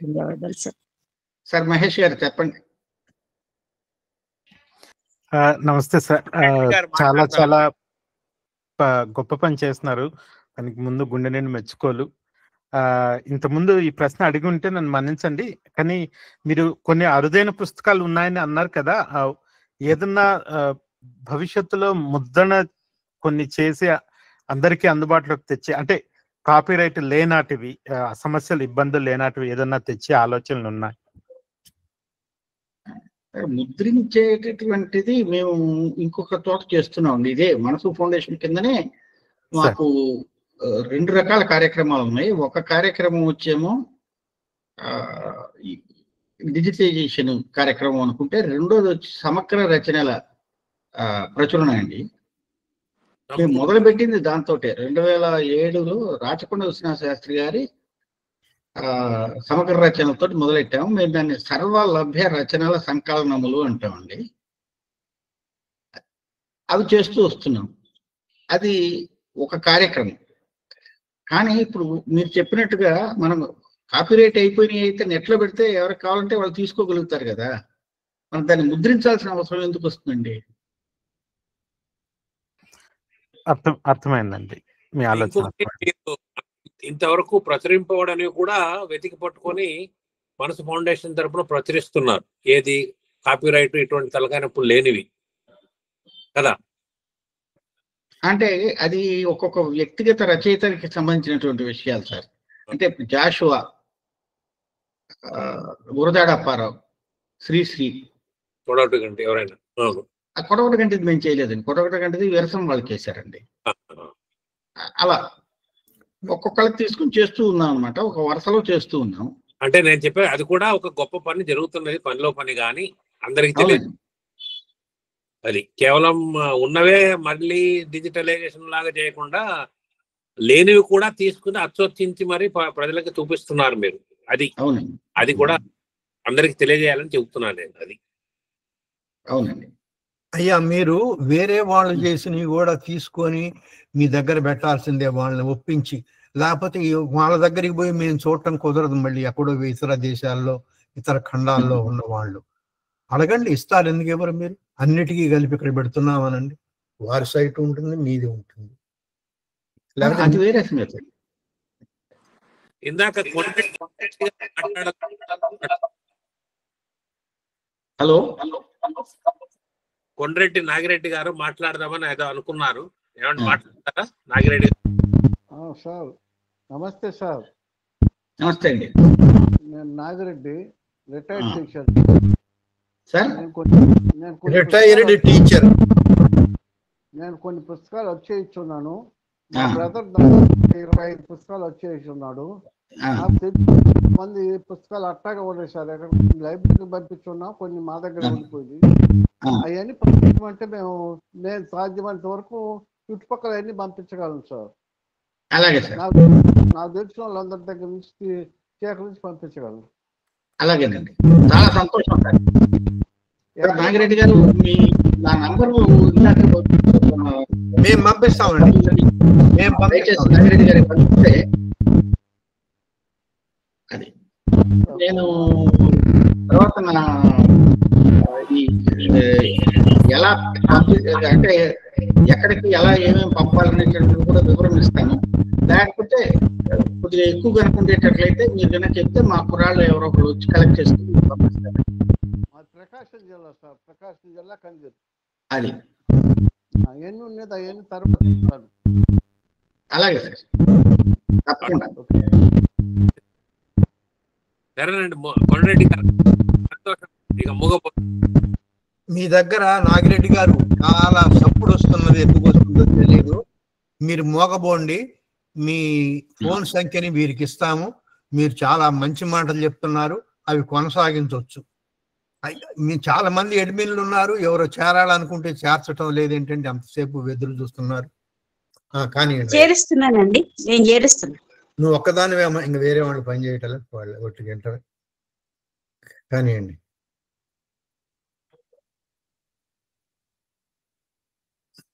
కొంతమంది ఈ మధ్య ఏంటంటే వాళ్ళు ఈ మా వెబ్సైట్ ఇది స్కానింగ్ సెంటర్కి వచ్చేస్తున్నారండి వాళ్ళంతటి వాళ్ళే. ఏదో నెల్లూరు వెళ్ళేటప్పుడు ఇటు వచ్చేటప్పుడు వాళ్ళు వచ్చేటప్పుడు కొన్ని పుస్తకాలు తీసుకొస్తారు, అక్కడ కూర్చుంటారు. మా వాళ్ళు ఏంటంటే వాళ్ళు ఉండగానే వాటిని ప్రాసెస్ చేసేసి ఇండెక్స్ చేసి మళ్ళా స్కాన్ చేసి బైండ్ చేసి తిరిగి ఇచ్చేస్తారు. ఆ కాపీ కూడా అప్పటికప్పుడే ఇచ్చేస్తారు అన్నమాట. సో ఇది కొంత ఒక రకమైనటువంటి ఉత్సాహం వస్తుంది మాకు కూడా. వాళ్ళు వచ్చినప్పుడు వాళ్ళు మాట్లాడేది మా కుర్రాళ్ళతోటి మా అమ్మాయిలతోటి, మా మేనేజర్ రమేష్ ఉన్నాడు, వాళ్ళతోటి మాట్లాడే కొద్దీ మా వాళ్ళకు కూడా ఒక రకమైన ఉత్సాహం వస్తుంది అనమాట. వాళ్ళ మనసు ఫౌండేషన్ అంటే 10 మందికి తెలిసిన వాళ్ళు కూడా వచ్చి చేయించుకుంటున్నారు. వాళ్ళది ఒక పుస్తకం ఉన్నా కానీ వాళ్ళు పోస్ట్లో పంపిస్తే చేసి మళ్ళీ తిరిగి పంపిస్తారండి. ఇది మా లక్షణం. తర్వాత చెప్పండి సార్. అటు నుంచి పోయే తెలుగు వారికి మీ కార్యాలయం ఒక దేవాలయం అయిపోయిందండి. అక్కడికి వచ్చి దండం పెట్టుకొని వాళ్ళు వెళ్తారు. అది కొద్దిగా శ్వేత గారు మాట్లాడాలి. నమస్తే రాయుడు గారు, నా పేరు శ్వేత అండి. అజు పబ్లికేషన్స్ డైరెక్టర్ అండి నేను. మీరు అన్ని పుస్తకాలు స్కాన్ చేసిన తర్వాత వెబ్సైట్ లో ఓన్లీ కాపీరైట్ సమస్య లేని మాత్రమే అప్లోడ్ చేస్తామని చెప్పారు కదా. నాకు ఒక పబ్లిషర్ గా ఇది చిన్న అనుమానం. మీరు ఒక పుస్తకం స్కాన్ చేసే ముందే ఆ పబ్లిషర్ దగ్గర నుంచి కాపీరైట్ విషయం కనుక్కొని తర్వాత స్కాన్ చేస్తారా, లేకపోతే ముందు స్కాన్ చేసేసి వెబ్సైట్ లో పెట్టాలనుకున్నప్పుడు మాత్రమే అప్రోచ్ అవుతారా? ఎందుకంటే ఇప్పుడు ఒక పుస్తకం స్కాన్ అయ్యింది అంటే మీరు చాలా జాగ్రత్తగా డేటాబేస్ ని కాపాడుకుంటూ ఉండొచ్చు, కానీ పెద్ద పెద్ద టెక్ జైన్స్ వాళ్ళ డేటాబేస్లు కూడా లీక్ అవడం చూస్తూ ఉంటాము. అక్కడ నుంచి ఒక చిన్న PDF బయటికి వెళ్ళినా కూడా, జస్ట్ ఫోన్ లో ఒక స్కాన్ కాపీ బయటికి వెళ్ళినా కూడా మార్కెట్ లో చాలా బాగా అమ్ముడుపోతున్న పుస్తకాలు కూడా ఆ PDF రావడం వల్ల అమ్మకాలు తగ్గిపోతూ ఉంటాయి. అలాంటి పరిస్థితి వచ్చే అవకాశం ఉంది ఇప్పుడున్న మార్కెట్ లో. అన్ఫార్చునేట్లీ అది జరుగుతోంది. అలాంటి వాటి విషయంలో మీరు ఎలాంటి జాగ్రత్తలు తీసుకుంటారు? ఒక కాపీరైట్ పబ్లిషర్ దగ్గర ఉన్న పుస్తకాన్ని స్కాన్ చేయడము కాపీరైట్ ఉల్లంఘన కింద వస్తుందా రాదా? ఇలాంటి క్లాజెస్ ఎలా ఫాలో అవుతారు? ఒకసారి నాకు వివరించగలరా ప్లీజ్? 3 వేరే విషయాలు చెప్తానండి. చాలా సార్లు కాపీరైట్ పబ్లిషర్ దగ్గర ఉన్నదండి, ఆథర్ దగ్గరే ఉంటుంది మొట్టమొదటిది. రెండోది వచ్చేసి మేము తీసుకునేటటువంటి జాగ్రత్తలు మేము తీసుకుంటామండి. అంటే కాపీరైట్ అనేటటువంటి పదాన్ని ప్రతిసారి మేము ఎందుకు నొక్కి చెప్తూ ఉంటామంటే ఇదే కారణం వల్ల. ఎవరికి కూడాను మేము చేసేటటువంటి కార్యక్రమం వల్ల ఏ రకమైనటువంటి నష్టం జరగకూడదనేటటువంటి దృక్పథంతో దీనిలో ఉంటాం. ఏదైనా ఒకటి అలా జరిగితే అది వేరే సంగతి కానివ్వండి. మా వైపు నుంచి ఒకళ్ళ ఆదాయంలో గండి కొట్టాలి అనేటటువంటి అభిప్రాయం కానీ, అలా జరగకుండా ఉండటానికి కావాల్సిన జాగ్రత్తలు కానీ రెండూ జరుగుతుంటాయి. అభిప్రాయం అయితే లేదు. రెండోదండి, సారీ మీరు తప్పుగా అర్థం చేసుకున్నారు. లేదు నేను చెప్పేది పూర్తిగానండి. చెప్పండి. దురదృష్టవశాత్తు ఇవాళ ఉన్నటువంటి పరిస్థితి ఏంటంటేనండి, అసలు చదవటమే పోయింది. అందువల్ల కొని చదవటం అనేటటువంటిది తగ్గింది. మీరు ఇవాళ ఏ పబ్లిషర్స్ లో ఎవరిది మీరు చూసారో తెలియదు కానివ్వండి, కొనేటటువంటి వాళ్ళు కొనేవి ఎట్లాగో కొంటూనే ఉన్నారు. అది ఆల్రెడీ ఒక కాపీ ఉంటే రెండో కాపీ కొనకూడదని కూడా లేదు జనాలకి. కానీ 100కి 90 సార్లు ఒక కాపీ రైట్ ఉన్నటువంటి పుస్తకం యొక్క PDF కాపీ వాళ్ళ దగ్గర ఉంది కాబట్టి ఇంకో కాపీ కొనరు వేరే వాళ్ళు అనేటటువంటిది నేనైతే కమర్షియల్ గా ఎంత నిజం అనేటటువంటిది ప్రశ్నించాల్సిన విషయం అండి. తప్పర్థం చేసుకోవచ్చు సత గారు. ఉన్నటువంటి మార్కెట్ పరిస్థితికి తెలుగు పుస్తకాలకి వేరే అయితే నాకు తెలియదు. కరెక్టే, మీరు చెప్పింది కరెక్టే. గత సంవత్సరంన్నర నుంచి పరిస్థితిలో కొంతవరకు మార్పు వచ్చింది. ఎందుకంటే మేము పబ్లిషర్ గా ప్రతి పుస్తకాన్ని కనీసం 2,000 కాపీలు చాలా సునాయాసంగా అమ్ముకోగలుగుతున్నాం. మా పుస్తకాలు PDF బయట టెలిగ్రామ్ గ్రూపుల్లో, వాట్సాప్ గ్రూపుల్లో తిరుగుతూ ఉంటే మాకు మా పాఠకులు ఫోన్ చేసి చెప్పినవి, ఈమెయిల్స్ రాసి చెప్పినవి చాలా సందర్భాలు ఉన్నాయి. అండ్ మేము ఒక PDF వచ్చినప్పుడు మా సేల్స్ లో డ్రాప్ అవ్వడం కూడా గమనించాం. ఇప్పుడు కొత్త పబ్లిషింగ్ హౌసెస్ చాలా వచ్చాయి. కొత్త రచయితలవి చాలా వరకు ప్రచురిస్తున్నారు. వాటిల్లో ఈ PDF అన్నది, పైరసీ అనేది ఒక పెద్ద సమస్య అయిపోయింది మాకు. ఆల్రెడీ బయట పైరేటెడ్ కాపీస్ అమ్మడం వల్ల ఇది మనం సంతోషపడాల్సిన విషయమే, దట్ మన పుస్తకాలు అంత బాగా అమ్ముడుపోతున్నాయి కాబట్టి పైరసీ చేస్తున్నారని ఒక విధంగా. కానీ దాన్ని బయట పైరేటెడ్ వాళ్ళని అడ్డుకోవడం చాలా కష్టపడుతున్నాం. పీడిఎఫ్లు బయటకు వస్తే ఇంకా కొత్తగా అప్పుడే మార్కెట్ లో రిలీజ్ అయిన పుస్తకాలకి PDF బయటకు వస్తే అయిపోయింది, పుస్తకం సేల్స్ దాదాపుగా సగానికి పడిపోతున్నాయి. నేను కూడా యంగ్ పబ్లిషర్ అండి. I'm in this only from the past. ఒక 5 సంవత్సరాల నుంచే ఉన్నాను.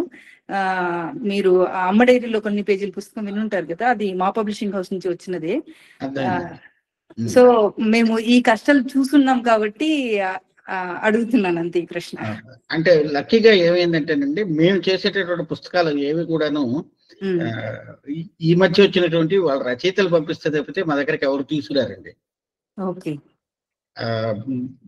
మా దగ్గర 2020 తర్వాత పుస్తకాలు ప్రాబ్లీ మేము ఒక ప్రతి సంవత్సరం, అదే ఈ సంవత్సరం అనుకుందాం, ఈ సంవత్సరం ఒక 30,000 పుస్తకాలు చేసి ఉంటే 30,000 పుస్తకాలు 220 తర్వాత ఒక 20-30 పుస్తకాలకు మించి ఉండవండి. నేను దాన్ని మంచి పరిణామంగానే చూస్తున్నాను. అంటే వాళ్ళు బయట అమ్ముకోగలుగుతున్నామన్న ఇంకా ధైర్యం ఉండడం వల్లే PDF చేయించడానికి రెడీగా లేరు రచయితలు అన్నది నాకు చాలా సంతోషంగా ఉంది. అది అందువల్ల అంటే మేము వాటిని యాక్టివ్ గా మేము కూడా వాటి కోసం ప్రయత్నం చేయట్లేదండి. ఎందుకంటే మాకు వీలైనంత వరకు పాతవే దృక్పథం ఉంది కాబట్టి. ఇందాక మీరు ఇంకొకళ్ళ ఆదాయాన్ని గండి కొట్టడానికి చేస్తున్నారని అన్నారు కదా, నేను ఆ ఉద్దేశంతో అడగలేదు. చాలా మందికి ఆ దృక్పథం ఉందండి. మీరు ఒక్కళ్ళే కాదు కదా, తెలుగులో ఉన్న పబ్లిషర్స్ లో అట్లీస్ట్ 30% నాకు పర్సనల్ గా తెలుసండి. సో వాళ్ళలో రకరకాలుగా ఆలోచించే వాళ్ళు కూడా ఉంటారు కదా. ఏం అయితే నాకు తెలిసి ఇప్పుడు నేనైతే నేను మీరు చేస్తున్నది చేయాల్సిన అవసరం వస్తే బహుశా అట్లీస్ట్ ఇప్పుడు మార్కెట్ లో యాక్టివ్ గా ఉన్న పుస్తకం ఒకటి నా దగ్గరికి స్కాన్ కి వస్తే ఎప్పుడు పబ్లిష్ అయిందో కనుక్కొని, ఇంకా అది పబ్లిషర్ కో రచయితకు కాపీరైట్ ఉంటే కనుక్కుంటాను. That would be better. అది వెబ్సైట్ లో ప్రచురించేటప్పుడు కాపీరైట్ సెట్ చేసుకోవడం కంటే మీరు తప్పర్థం చేసుకోవద్దు. మేము స్కాన్ చేయడానికి ఏమీ ఎవరిని అడగక్కర్లేదండి. స్కాన్ చేసిన తర్వాత ఎవరికి ఇవ్వదలుచుకున్నా కానీ మేము ఆలోచించాలి ఫస్ట్. అంటే స్కాన్ అయినందువల్ల అది బయటికి వస్తే నష్టం, ఒప్పుకున్నాను నేను. అంటే యాక్చువల్లీ కాపీరైట్ ఇష్యూస్ ప్రకారం any part of the book cannot be reproduced అండి. పాతి గారు మీ ఇద్దరు కూర్చోనో లేకపోతే ఇద్దరు ఫోన్ లో మాట్లాడుకుని పాతి గారికి నమస్కారం. ఇక మళ్ళీ మీరు వేరే మాట్లాడుకోవాల్సిందే. చేస్తున్నారు ఏ విధంగా వీళ్ళు స్కానింగ్ చేస్తున్నారో అదే విధంగా వెతికి మరి చదవటం అనేది పూర్తిగా పడిపోయిన రోజుల్లో శ్వేత గారు ఇతరులు వచ్చి అజు పబ్లికేషన్స్ పెట్టి పుస్తకాలు ప్రచురించి మరి అన్నీ తెస్తున్నారు. వారు అడిగిన దాన్ని బాగుంది. దానివల్ల ఒక కొత్త విషయం కూడా అది రామయ్య గారు అన్నట్టుగా ఒక అవగాహన పొందుతారు. బాగుందండి శ్వేత గారు, ధన్యవాదాలు. Thank you. రాయుడు గారు, నేను మీకు రాజుగారి దగ్గర, చిట్టన్ రాజు గారి దగ్గర మీ నెంబర్ తీసుకొని మాట్లాడతానండి తర్వాత. Thank you so much. తప్పకుండా. చిట్టన్ రాజు గారు అంటే గుర్తుకొచ్చిందండి. ఆయన గారు సొంత డబ్బులతోటి ఒక 250-270 పుస్తకాలు ప్రచురించారండి. వారిని అడుగుతాం మేము, మీ దగ్గరికి ఎట్లా చేర్చాలి కాపీలు అవన్నీ. ఆయన గారు అచ్చు వేయించింది మాత్రం హైదరాబాద్ దగ్గరే. అదేనండి. ఇక్కడకు చిన్న మాట పాల్గొనే మన వాళ్ళందరికీ, కొత్త సభ్యులందరికీ కూడా వీళ్ళు కూడా రాసిన వాళ్ళు ఉన్నారండి పుస్తకాలు. ఇప్పుడు సుధారాణి గారు ఉన్నారు, ఆమె గారు 10-12 పుస్తకాలు రాశారు. కొన్ని వందల మంచి వ్యాసాలు రాశారు. అమ్మ మీరు కూడా ఒకసారి వారితో విడిగా మాట్లాడి అవన్నీ కూడా ఒక దారికి వచ్చేటట్టు చూడండి. ఇంకా వేరే వాళ్ళు కూడా ఉన్నారు, అందరికీ విన్నపం. మీరు మొదలెట్టండి మళ్ళీ. ఇద్దరు ప్రశ్నలు, కలంతర్ ఒక ఆయన, తర్వాత కోటేశ్వరరావు గారు, ఇద్దరు చేతులు ఎత్తినట్టున్నారు.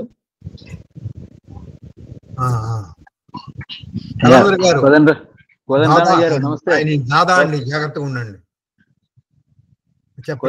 నమస్తే. నమస్తే కోటేశ్వరరావు గారా, మీరు అంకెల ఫోన్ నంబర్ రాశారు.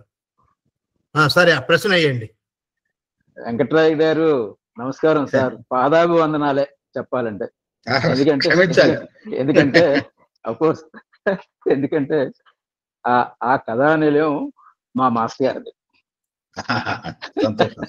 నేను వారి దగ్గర 68-69లో సెంట్ ఆంధ్రీ స్కూల్లో వారి దగ్గర చదువుకున్నా. 72 నా 10th క్లాస్ బ్యాచ్. అయితే వారిని 37 సంవత్సరాల తర్వాత మేము రీయూనియన్ అయినప్పుడు మళ్ళా మాస్టర్ గారిని స్కూల్కి తీసుకొని వచ్చి సన్మానం చేసుకునే అవకాశం కూడా మాకు కలిగింది. సంతోషం సార్. ఆ తర్వాత ఆ మాస్టర్ గారు స్థాపించిన కథానిలయం మీద అంటే ఎప్పుడు అలా వెంటబడుతూనే ఉంటాం, ఏం చేస్తున్నారు, ఎలా చేస్తున్నారని. వారి తర్వాత ఏమైపోతుందో అని భయపడేవాళ్ళం అండి. మీలాంటి వాళ్ళ చేతిలోకి వచ్చి ఇంత బాగా నిర్వహిస్తున్నందుకు గాను చాలా చాలా చాలా చాలా చాలా ధన్యవాదాలండి మీకు. అలాంటి సంస్థ చెప్పాలంటే ఈవేళ రోజుల్లో ఇలాగ చేసే సంస్థ నాకు కనిపించలేదండి ఎక్కడాను. ఇది ఒక యజ్ఞమే. మా మాస్టర్ గారు యజ్ఞం కాదు, అయితే మా మాస్టర్ గారు కథానిలయంగా మా బాణాలు లేవండి.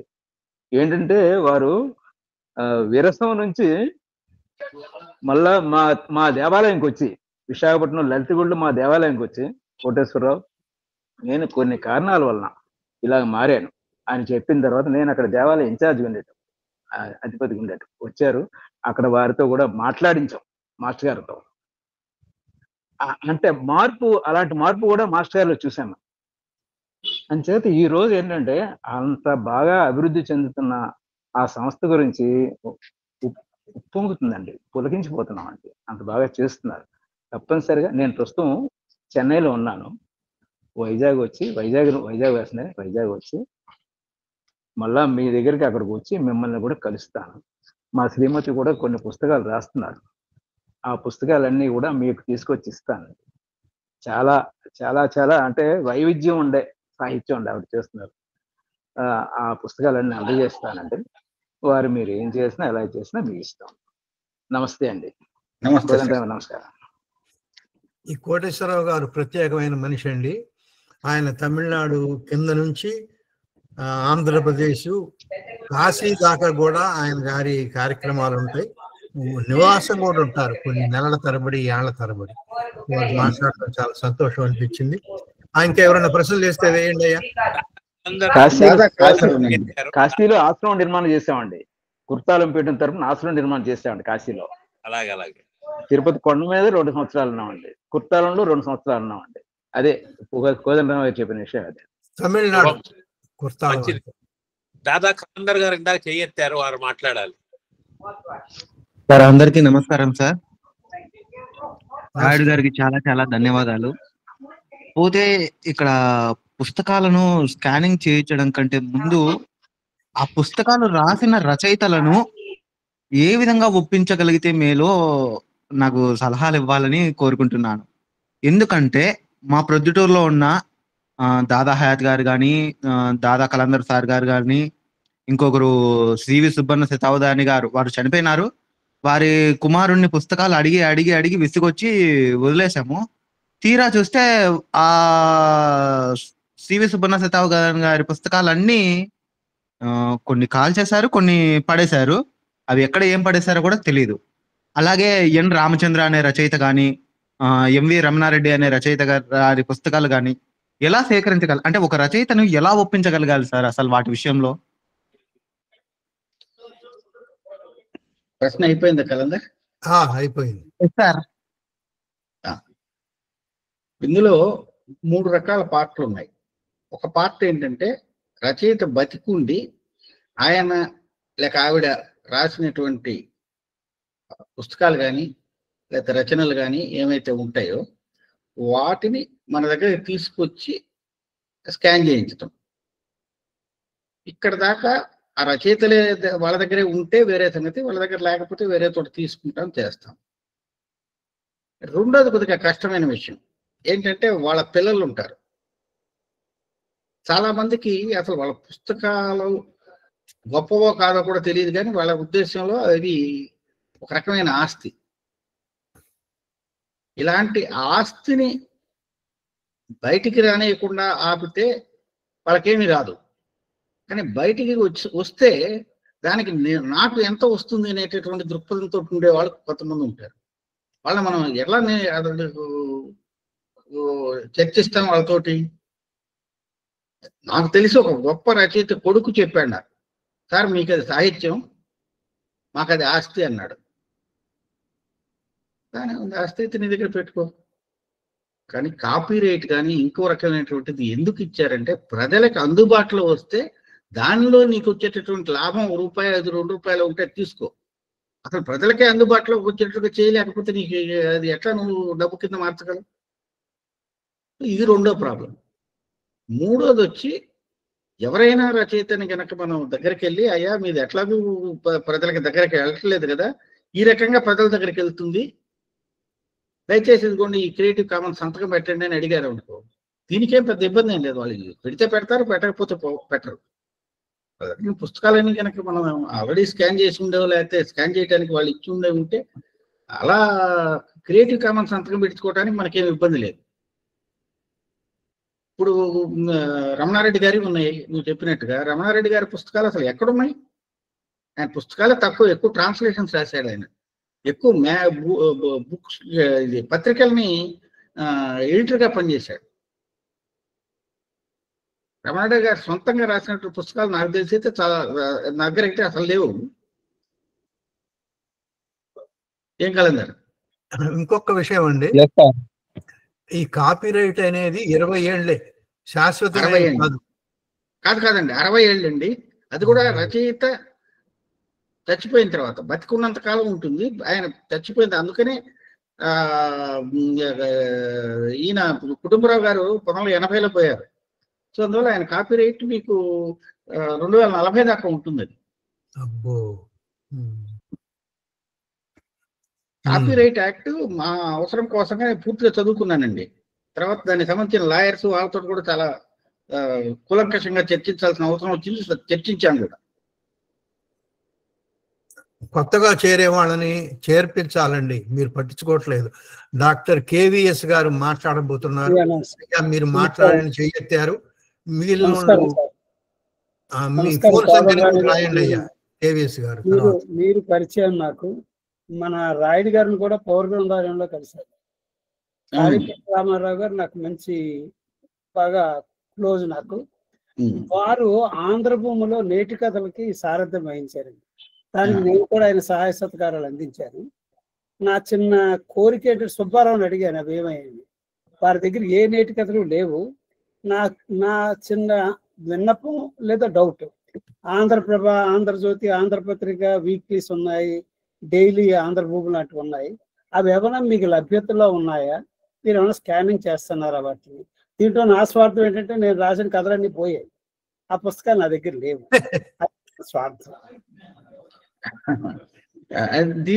ఇట్లా కథలు దగ్గర పెట్టుకున్నటువంటి రచయితల్లో మీరు గర్వించదగ్గ ఏం లేదండి. 190 మంది పోగొట్టుకున్నారు.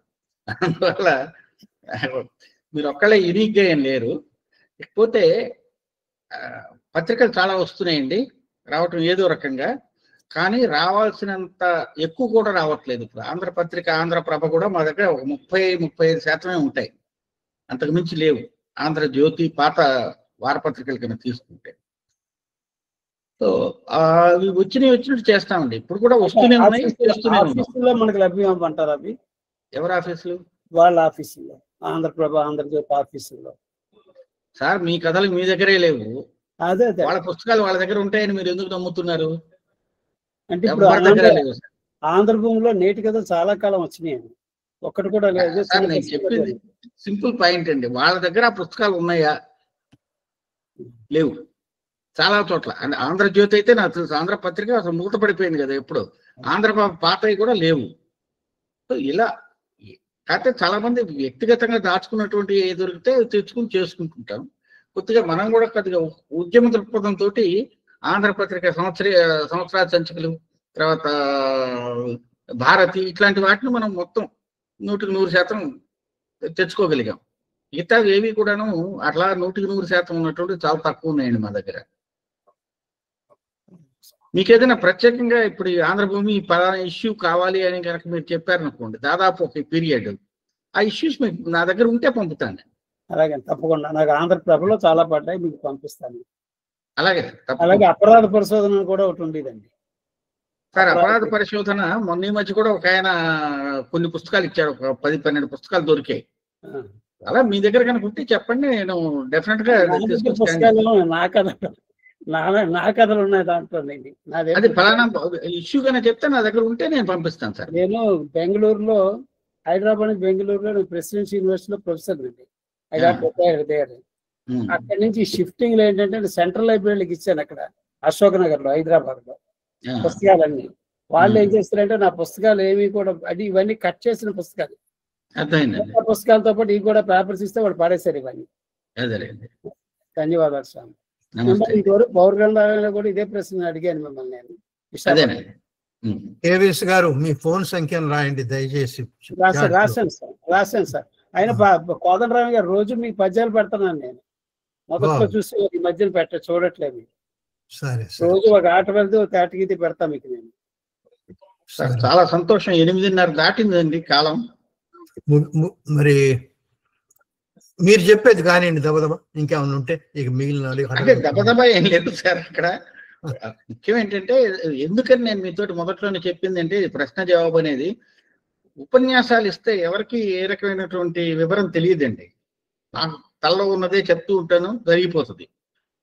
ఇట్లా ప్రశ్న జవాబు అయితే కొద్దిగా అవతల వాళ్ళకి మనం చెప్పే దానిలో కొంతన్నా ఎక్కుతుంది అనేటటువంటి ఆశ అండి, అంతకంటే ఎక్కే లేదు. మాట్లాడచ్చు సార్ గారు. ప్రశ్న వేయటమే, వేరే వివరాలు ఇవ్వద్దు మీరు కానివ్వండి. సార్ నమస్కారం సార్. నేను చెల్లా సుబ్బరాయని సార్. నాగిరెడ్డి గారు మాట్లాడుతున్నారండి. సార్ నమస్తే. నాగిరెడ్డి గారు మాట్లాడండి. మాకు లైబ్రరీలో చాలా పుస్తకాలు ఉన్నాయి మా లైబ్రరీలో. నేను అడిగితే ఇస్తారు మనకి. చాలా సంతోషం అవి కూడా సార్. పంపండి సార్. అవి కూడా సార్ మీరు పంపండి ఏ సార్. ఊళ్ళో ఉంటారు సార్? కనిగిరి. ఎన్ని పుస్తకాలు అయితే మీరు మీ మనిషిని పంపిస్తారు. మీ పేరు ఊరి పేరే స్పష్టంగా చెప్పడం లేదండి మీరు.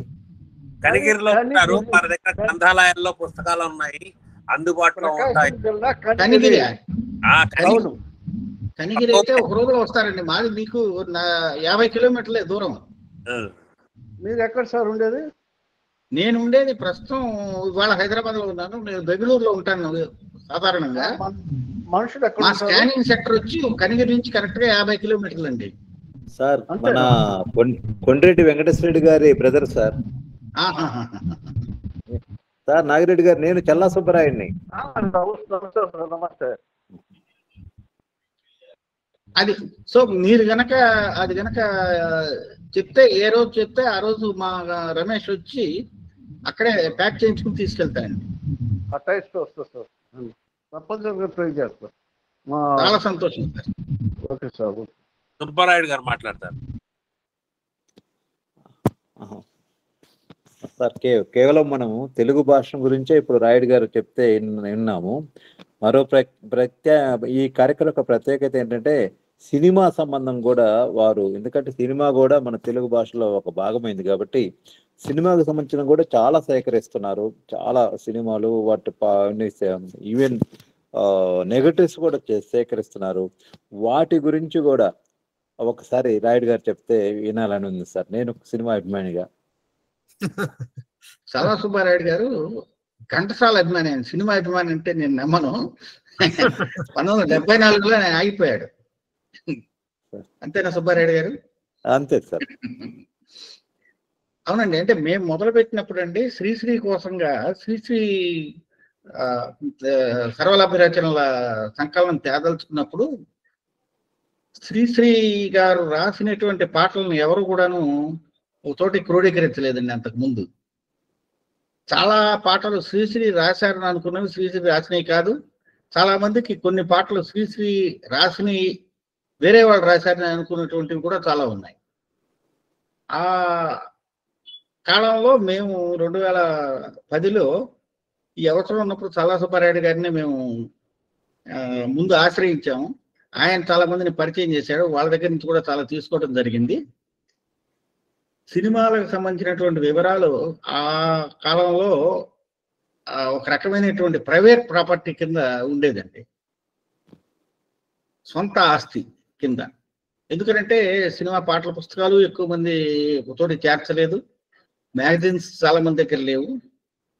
అలాంటి పరిస్థితుల నుంచి 2011 నుంచి ప్రయత్నం చేసి మేము సినిమాలకు సంబంధించినటువంటి విపరీతంగా నెగటివ్స్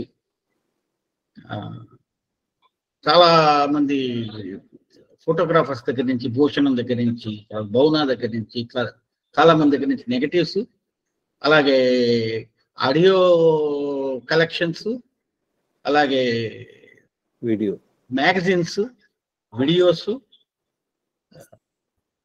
తర్వాత కొంతమంది దగ్గర పేపర్ కటింగ్స్, సినిమాలకు సంబంధించినటువంటి పేపర్ కటింగ్స్ ఉండేవి, అవి ఇలాంటివన్నీ తీసుకుని స్కాన్ చేసి కూర్చోట పెట్టాము. వీటికి ఉపయోగం ఏంటంటే వీటిలో చాలా వాటి కాపీరైట్లు లేవండి.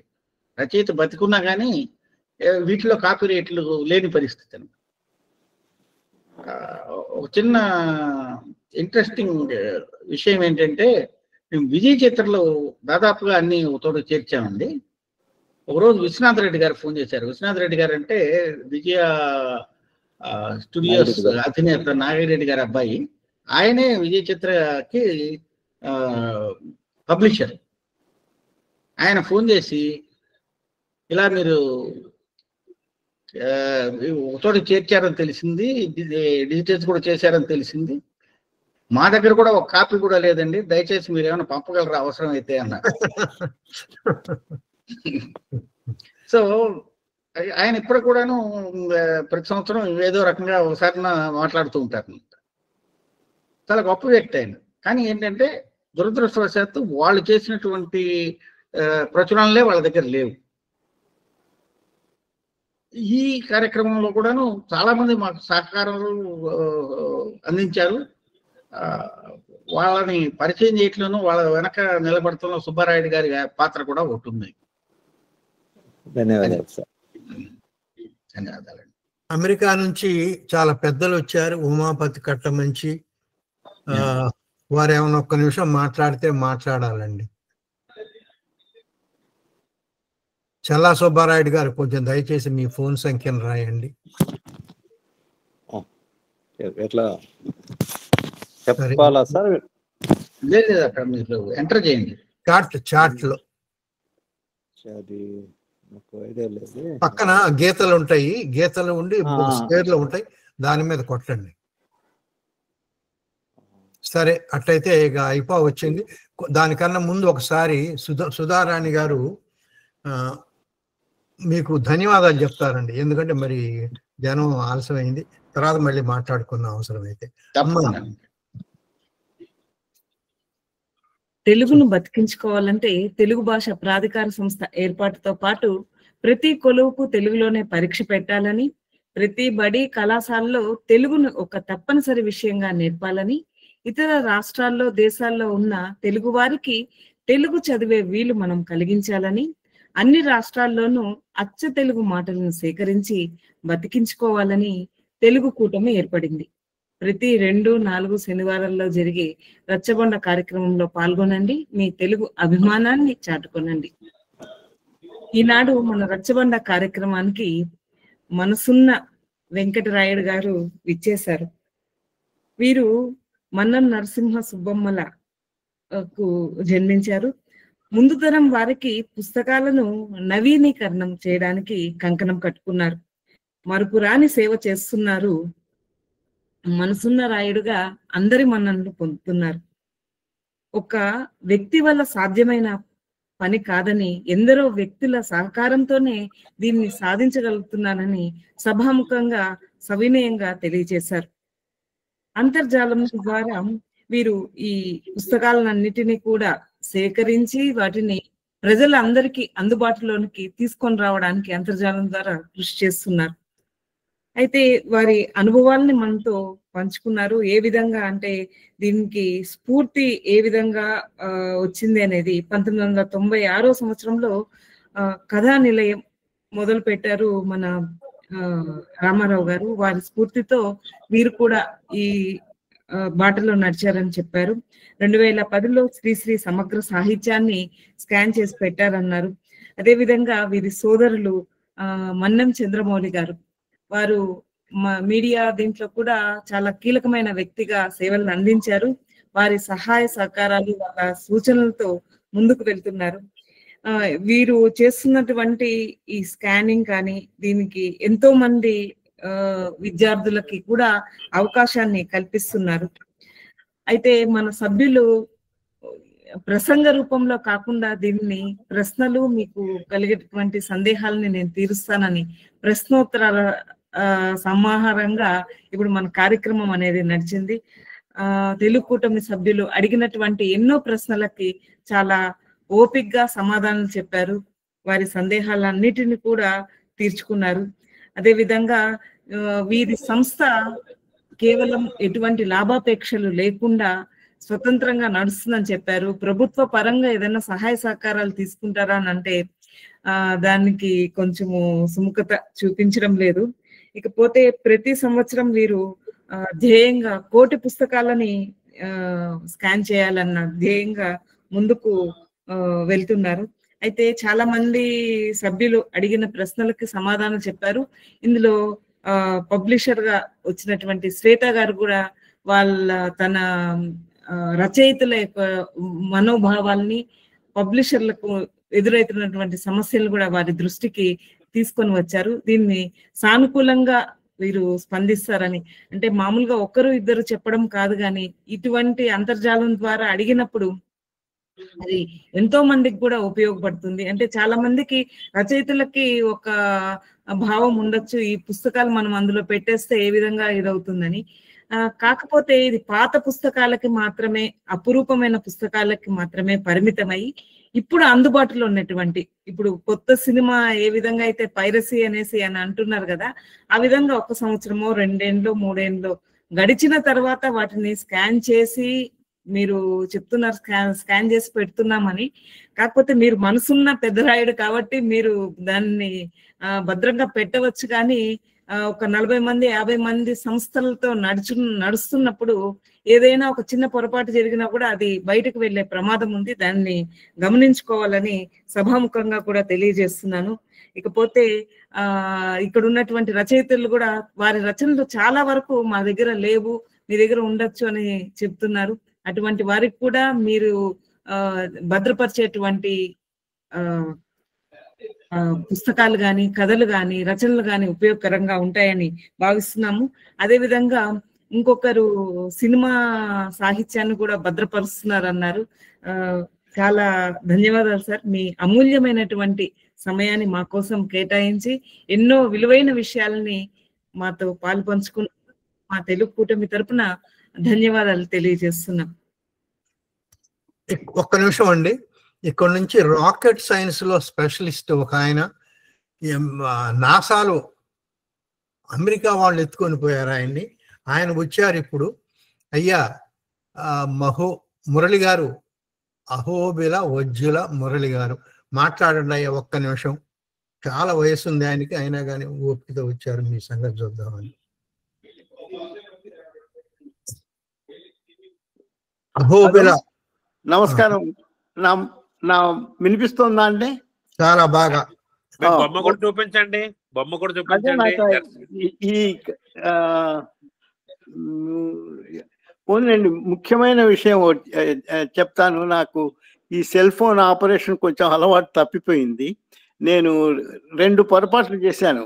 నేను ఇండియా టైంతో మాట్లాడుతున్నాను అనుకొని ఆలస్యంగా లాగిన్ చేశాను. రెండవ పాయింట్ ఏమిటంటే, కొడవటిగంటి కుటుంబరావు గారి అబ్బాయి అంటే రోహిణీ ప్రసాద్, మేమిద్దరము అటామిక్ ఎనర్జీలో పనిచేసాము. బార్క్ లో సైంటిస్ట్ ని నేను, ఆయన సైంటిస్ట్ ఉండేవాడు. మేమిద్దరము అదే కుమార సంభవం డాన్స్ డ్రామా రాయడము, ఆయన మ్యూజిక్ చేయడము, మాకు చాలా సాహిత్య పరిచయాలు చాలా ఉన్నాయి. ముఖ్యంగా ఏమిటంటే, ఆ కుటుంబరావు గారి పుస్తకాలన్నీ నాకు ఇచ్చాడు ఆయన. రోహిణీ ప్రసాద్, నేను అమెరికాకు వచ్చిన తర్వాత రోహిణీ ప్రసాద్ని అమెరికాకు కూడా తీసుకొచ్చి ఇక్కడ తెలుగు సాహిత్య సమితిలో ఇనాగల్ సాంగ్స్ రాసి ఆయన ట్యూన్ చేయించి పాడించాము. ఈ సందర్భంలో ముఖ్యమైన విషయం ఏంటంటే, నా దగ్గర కుటుంబరావు గారి పుస్తకాలన్నీ నా దగ్గర ఉన్నాయి. రోహిణీ ప్రసాద్ నాకు ఇచ్చాడు ఆ పుస్తకాలన్నీ. పోతే నేను ఒకటి ఆరుద్ర సమగ్ర ఆంధ్ర సాహిత్య చరిత్రము అని 17 వాల్యూమ్స్ ఉన్నాయండి నా దగ్గర. అవన్నీ కూడా నాకు ఏమండి చెప్పేది ప్రజాశక్తి వాళ్ళు వేసిందా లేకపోతే ఎంఎస్కో వాళ్ళు వేసిందండి? ఆ పుస్తకాలన్నీ షెల్ఫ్ లో ఉన్నాయి. అంటే ఇది కుటుంబరావు గారు నాకు ఇచ్చారు. అంటే కుటుంబరావు గారు కొడుకు, ఆ కుటుంబరావు గారు కొంచెమే పరిచయం నాకు. సో ఆయన ఈ రోహిణీ ప్రసాద్ కు ఇంత పరిచయం, ఆ పుస్తకాలన్నీ నా దగ్గర ఉన్నాయి. మీ దగ్గర ఈ సమగ్ర ఆంధ్ర సాహిత్య చరిత్రం అనే పుస్తకాలు ఉన్నాయా? అవన్నీ నా దగ్గర ఉన్నాయండి. అదే చెప్పడం, ఇది మూడు సార్లు పబ్లిష్ అయిందండి. సమగ్ర ఆంధ్ర సాహిత్యం అనేటటువంటిది ఆరుద్ర మొదటిది 1968 ప్రాంతాల్లో ఎంఎస్కో వాళ్ళు వేశారండి. అదే అనుకుంటా. 2 నిమిషాలు ఉంటారా? షెల్ఫ్ లో చూసి చెప్పగలను. పర్వాలేదు, అంటే మిగతా వాళ్ళు కూడా చూస్తున్నారు కదండి. నా నంబర్ సార్ కోదండరావు గారు, మురళి గారికి నా నంబర్ ఇవ్వండి, మాట్లాడతాను.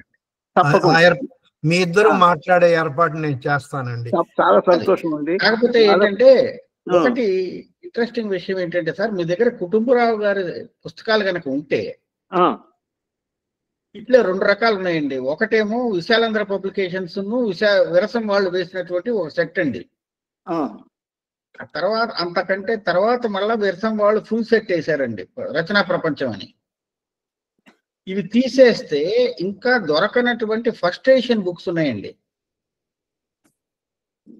ఒక విషయం చెప్తున్నానండి. నేను 65లో వచ్చాను ఇక్కడికి. అయ్యా 75 ఆ ప్రాంతాల్లో. అయ్యా నేను మాట్లాడేది ఆ పీరియడ్ గురించి. ఆ పీరియడేనా? ఓహో ఓహో. అంతకంటే ముందండి. యాక్చువల్ గా ఆయన మొదట ఎక్కువ యువ పబ్లికేషన్స్ వాళ్ళు వేశారండి, కుతుబరావు గారివి. 1935 నుంచి వేసున్నాయి ఆయన పుస్తకాలు. సో మీ దగ్గర రోహిణి ప్రసాద్ గారు ఇచ్చినటువంటి పుస్తకాల్లో 1980కి ముందు ముద్రింపబడ్డ పుస్తకాలు కనుక ఉంటే వాటి లిస్ట్ కొద్దిగా మీరు నాతో కనుక షేర్ చేయగలిగితే చాలా మేలు చేసిన వాళ్ళు అవుతారండి. అయ్యా ఫోన్ సంఖ్యలు ఇద్దరికి ఇస్తాను, మీరు తర్వాత మాట్లాడుతారు కానీ.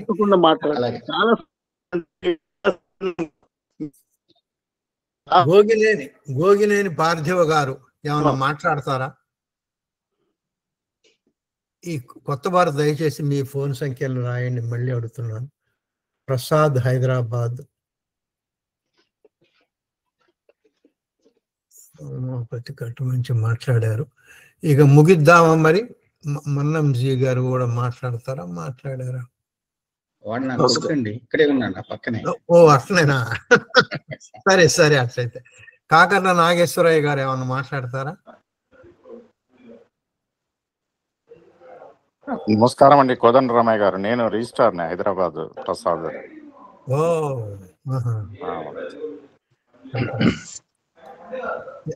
ప్రశ్న వేయండి.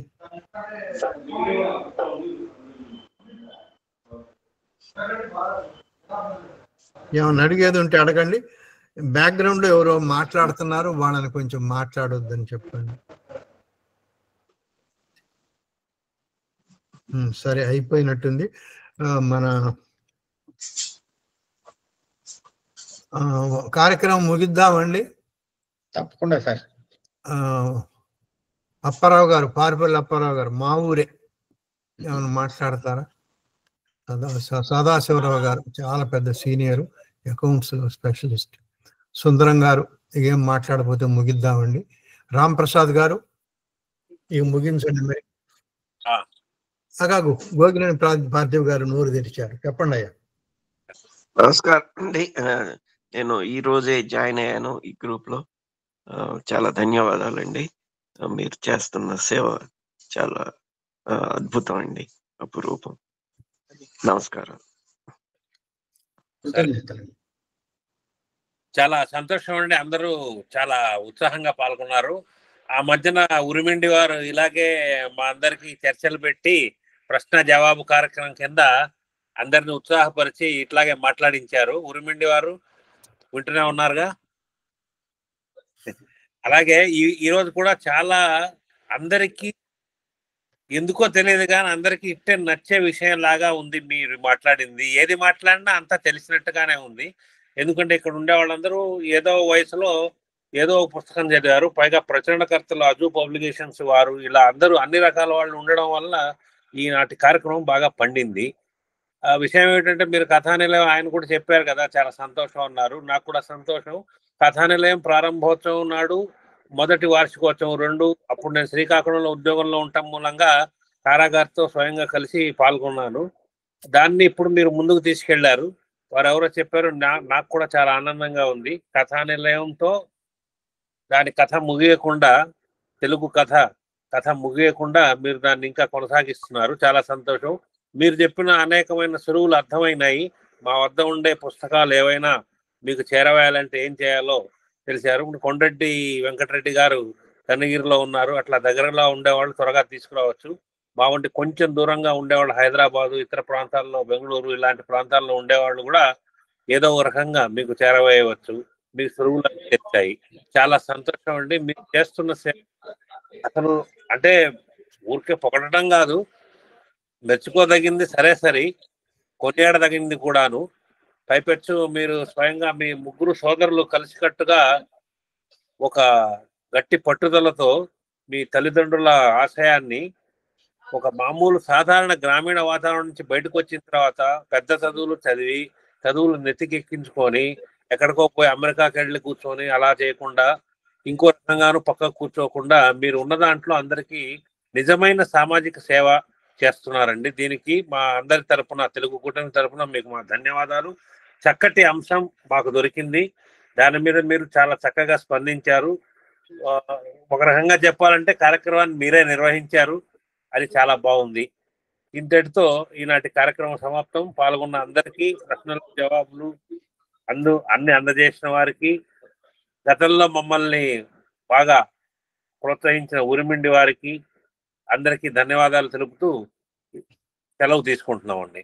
ఈ 5 ఏళ్లన్నర రచ్చబండ జీవితంలో మీ నిర్వహణ ప్రత్యేకంగా ఉందండి. ఇంతకుముందు ఏంటంటే వాళ్ళు ఒక గంట సేపు బ్రహ్మాండంగా మాట్లాడేవారు. మీరు అట్లా కాదు, అసలు మాటలు అడగటాలు మీరు చెప్పటం, వీళ్ళు ఆడటంతో నిర్వహించారు. ఇది ప్రత్యేకంగా కనపడింది. కాకపోతే మా దగ్గర ఒక ఆమె ఉన్నారండి, పద్మారెడ్డి గారని. ఆమె గారు గట్టిగా రాళ్ళు వేసేది, ఇవాళ ఎందుకో మరి అస్సలు వేయలేదు. అమ్మ చివరి అవకాశం రా మీకు. ఆమె గారు వెళ్ళిపోయింది. పద్మారెడ్డి గారు ఒక్క రాయి వేయండి. అడిగాను సార్, ప్రశ్నలు అడిగాను. చాలా బాగుంది, అపురూపం సార్ నిజంగా. తరతరాలకు ఏ మ్యూజియం, ఏ లైబ్రరీలో ఉన్నా కూడా ఆ భౌతికమైన పుస్తకాలకు శాశ్వతత్వం లేదు, కానీ మీరు చేసిన కార్యక్రమం అది ఎప్పటికీ నిలిచి ఉండేది. చాలా ధన్యవాదాలు సార్, చాలా ధన్యవాదాలు. మీరు చేసిన రాళ్ళేమంటే పూలేస్తున్నారండి. ఆమె గారు ఇంతవరకు ఎవరికి పూలే లేదండి. మీ వైపు రాళ్ళు వేయడానికి భయపడుతుంది, అది సంగతి. సరేనండి, ముగిద్దాం మరి. సంతోషం అండి. ఒక్క నిమిషం. ఈ జార్జియాలో ఒక వెంకటరామరెడ్డి గారు అని ఉంటారు, ఆయన గారు వచ్చారు. ఆయన గారు జార్జియా రాష్ట్రంలో ప్రభుత్వం తెలుగుని ఒక విషయంగా చెప్తుందండి. అట్లా గట్టిగా ప్రయత్నించిన వాళ్ళు కూడా ఉన్నారు మన దగ్గర. అయ్యా మీరు ఇక రికార్డింగ్ ఆఫ్ చేస్తారా? ఈ వ్యవహారం అంతా ఆయనే చూస్తారు కనుక మనం రికార్డ్ అయిపోయింది అనుకుంటే ముగించేద్దాం. నేను మీతో తరచుగా మాట్లాడబోతున్నాను త్వరలో. తప్పకుండా సార్. నమస్కారం అండి. నమస్తే సార్. పారుపల్లి వారికి ఒక